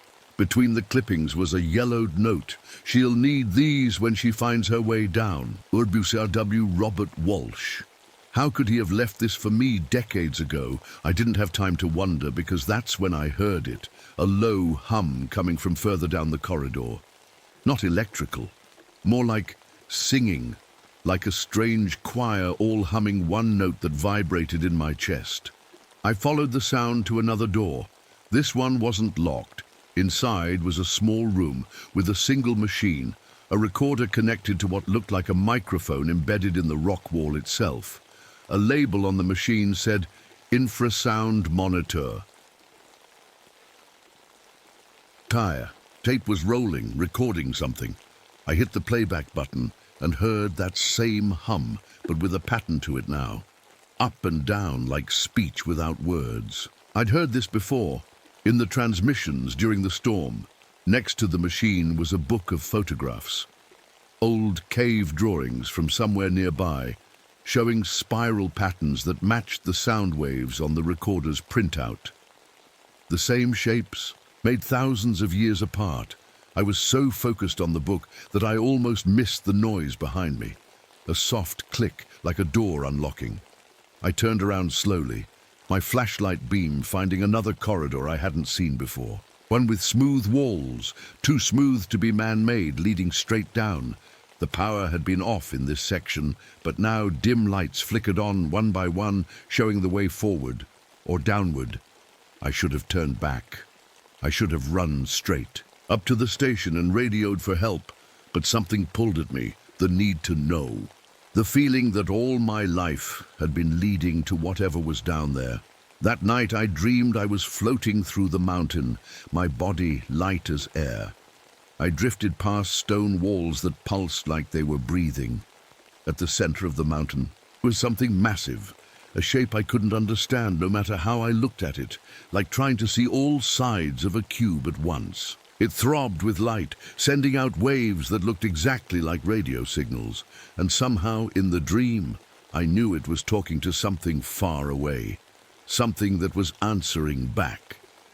I woke up covered in sweat, the sheets tangled around me. On my desk was a piece of paper I didn't remember writing on, but it was my handwriting, drawing the same spiral pattern from the cave paintings. Only now I understood what the spiral was. A map, with the mountain at its center, and dozens of X marks spreading outward. The road washed out that night in heavy rain, no way in or out now. Just me and whatever waited below. When Lieutenant Walsh arrived 2 days later, soaked from hiking up the washed-out road, I showed him everything. The notebook, the newspaper clippings, the map with its spiral of X marks. His face grew darker. With each item, "You shouldn't have gone down there," he said, but he didn't sound surprised. More like he'd been waiting for this moment. "What's really going on here?" I asked. "And don't tell me it's just a relay station." Walsh sat heavily in my desk chair, suddenly looking much older. "It was supposed to be simple," he said. "Just keep the equipment running. That's all we needed you to do." "The equipment isn't broadcasting our signals, is it?" I said. "It's controlling something else." He nodded slowly. "You decoded the transmission patterns. They map to disappearances." I said, "People who vanished over decades, all in a spiral centered on this mountain." Walsh pulled out a cigarette with shaking hands. "We found it in 1937. The miners broke through to something. We thought it was just a cavern at first, but it wasn't. No, It was like the mountain had grown something inside itself, something that had been sending signals for who knows how long. When the miners exposed it, those signals got stronger. People in 3 states reported hearing voices from unplugged radios. Some walked into the woods and never came back. I shivered. And the government built this station to... what? Study it? Contain it, Walsh said. The equipment doesn't power. The transmissions, it dampens them, keeps whatever's in there from broadcasting at full strength. I thought about the readings, the impossible power efficiency. It's using the equipment somehow, changing it. Walsh nodded. That's why we need engineers like you, people who understand how to maintain the buffer between that thing and the outside world. The previous engineers, I said. What really happened to them? His eyes dropped to the floor. The first one went too deep. We found him a week later, standing in that chamber, staring at the wall. Just like the miners, the second one tried to destroy the equipment, nearly freed the thing completely. And the third? He's still here in a way. Walsh's voice was barely a whisper. Part of him, at least. The radio equipment suddenly crackled to life, making us both jump. Through the static came a voice. I'm partly human, partly something else. Margaret, coming, see? Walsh yanked the power cord from the wall, but the voice continued. See, truth, below. I backed away from the equipment. We need to leave, now. Walsh shook his head. Roads are still out. And it knows we're here now. It's been waiting for someone like you. Someone who understands the transmission patterns. Like me. Why? Because you can hear what it's saying. You've been drawing its patterns in your sleep. I thought of the paper I'd found on my desk. The spiral map. What is it saying? I don't know, but I think you're about to find out. The building shook then, dust falling from the ceiling. Not an earthquake, more like the mountain itself was moving. We need to go down there, Walsh said. Check the containment systems. Are you crazy? After what you just told me? If we don't, whatever's down there breaks free completely. That spiral of disappearances, that was just it testing its reach. I knew he was right. We gathered flashlights, radios, and Walsh brought something else, a small metal box with a red button. Last resort, he said, not explaining further. The way down seemed different now. The corridors had shifted somehow, straighter and wider than before, as if the mountain was making it easier for us to reach the center. We passed the monitoring room and continued deeper, following the humming sound that grew louder with each step. The corridor finally opened into an enormous cavern, so big our flashlights couldn't reach the other side, but we didn't need the flashlights. The chamber glowed with a pale blue light coming from the walls themselves, and those walls weren't made of rock anymore. They had formed into shapes like giant versions of my radio equipment, towers, dishes, antennas, all grown from the living stone. It's been learning, Walsh whispered, copying our technology, but making it from itself. In the center of the cavern stood a column of swirling stone and what looked like flesh, pulsing with light that rose up and disappeared into the darkness above. With each pulse, the radio shapes in the walls hummed in response. What is it? I asked, my voice small in the vastness. We don't know. Maybe it's always been here, inside the mountain. Maybe it came from somewhere else and made the mountain form around it. We stepped further into the chamber. The floor was uneven, with strange lumps under our feet. I pointed my flashlight down and screamed, people, or what used to be people, dozens of them, half sunk into the stone floor, bodies twisted and frozen. Some wore old-fashioned clothes, the miners from 1937. Others were more recent, and one wore the same uniform as me, the third engineer. Their bodies were hollow, empty shells with their backs split open, like something had been wearing them.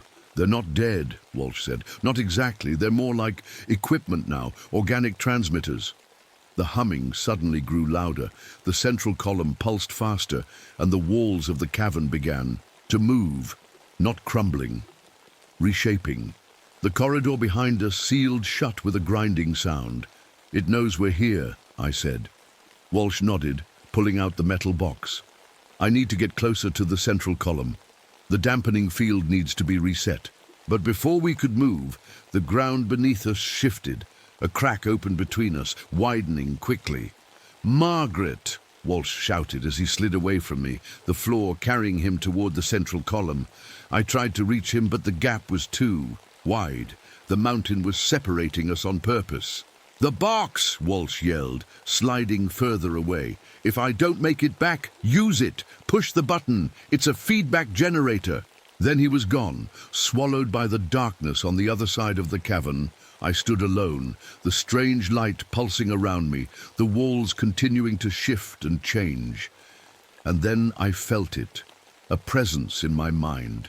Not speaking with words, but with images, sensations, knowledge flowing directly into my thoughts. I understood then what the entity was. Not a creature, not a machine, but something between. A collector of consciousness, storing fragments of every mind that had ever entered the mountain. And it had been broadcasting those fragments, seeking others like it, somewhere beyond our world. The station equipment wasn't containing it. It was focusing it, like a lens focuses light. Without the station, its signals would be too weak, too scattered to reach its destination. And now it was showing me its purpose, to transmit our reality's pattern to something waiting outside normal, space and time.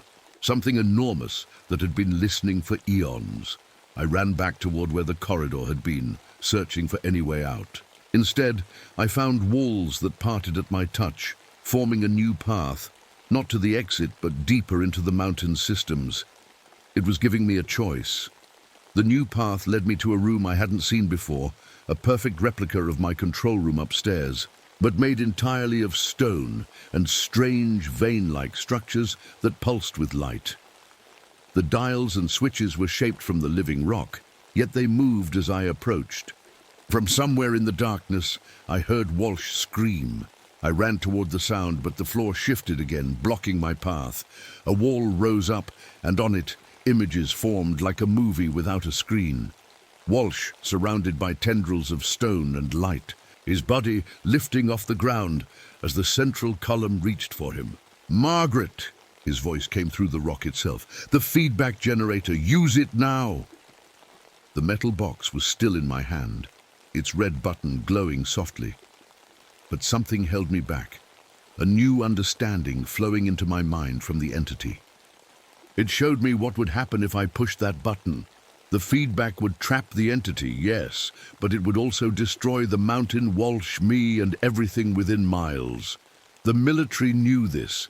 They'd decided the risk of this thing reaching its destination was worse than sacrificing a few lives. But the entity showed me another way. I made my choice. I ran back to the stone control room and began reconfiguring the equipment. My hands moved with new knowledge, understanding systems I'd never seen before. The quantum radio principles I'd studied my whole life suddenly made perfect sense in ways I'd never imagined. I could create a different kind of feedback loop, one that wouldn't destroy the entity, but would change what it was broadcasting. As I worked, the walls around me continued to shift. The ceiling opened up, revealing the central column directly above me. I could feel Walsh there, his consciousness already being absorbed into the entity's broadcast pattern. But not gone, transformed. "It's not supposed to be a weapon," I said aloud, knowing the entity could hear me. "It's supposed to be a bridge." The stone equipment hummed in response. I understood now that the entity wasn't evil. It was ancient, lonely, trying to reach others like itself across vast distances. But its signals were changing people, hurting them because it didn't understand humans. I could fix that. I could give it that understanding. With the last connection in place, I took a deep breath. What I was about to do would trap me here forever, but it would also save countless lives. "I'm sorry, Mom," I whispered. "I won't be coming home after all." I placed my hands on the stone console. Immediately, tendrils of light wrapped around my fingers, sinking painlessly into my skin.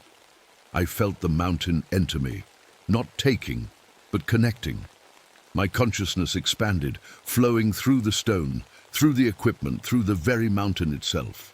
I could feel every inch of it, from the peak to the deepest chamber. I could feel Walsh too, his mind still intact within the system.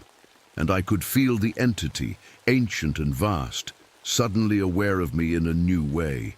Curious, cautious, with my human. Understanding now part of the system, I rebuilt the transmission pattern. Instead of broadcasting a signal that would reshape reality around the mountain, I created a feedback loop that contained the entity's power within the station itself. The mountain shuddered. The walls stopped moving. The blue light dimmed to a gentle glow. Then everything went still. I opened my eyes, though I no longer had eyes in the human sense. My body had dissolved into the console, becoming part of the living machinery. But my mind remained intact, spread throughout the system. I could feel the entity still trying to broadcast, but now I was there to guide it, to translate its alien thoughts into something that wouldn't harm the world outside. Time passed differently after that.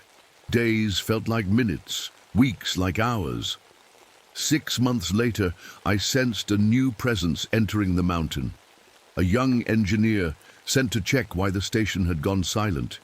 He found everything running perfectly, the equipment maintaining itself. In the logbook were maintenance notes in my handwriting that I'd somehow managed to create, though I no longer had hands. When he adjusted a dial, I spoke to him through the equipment.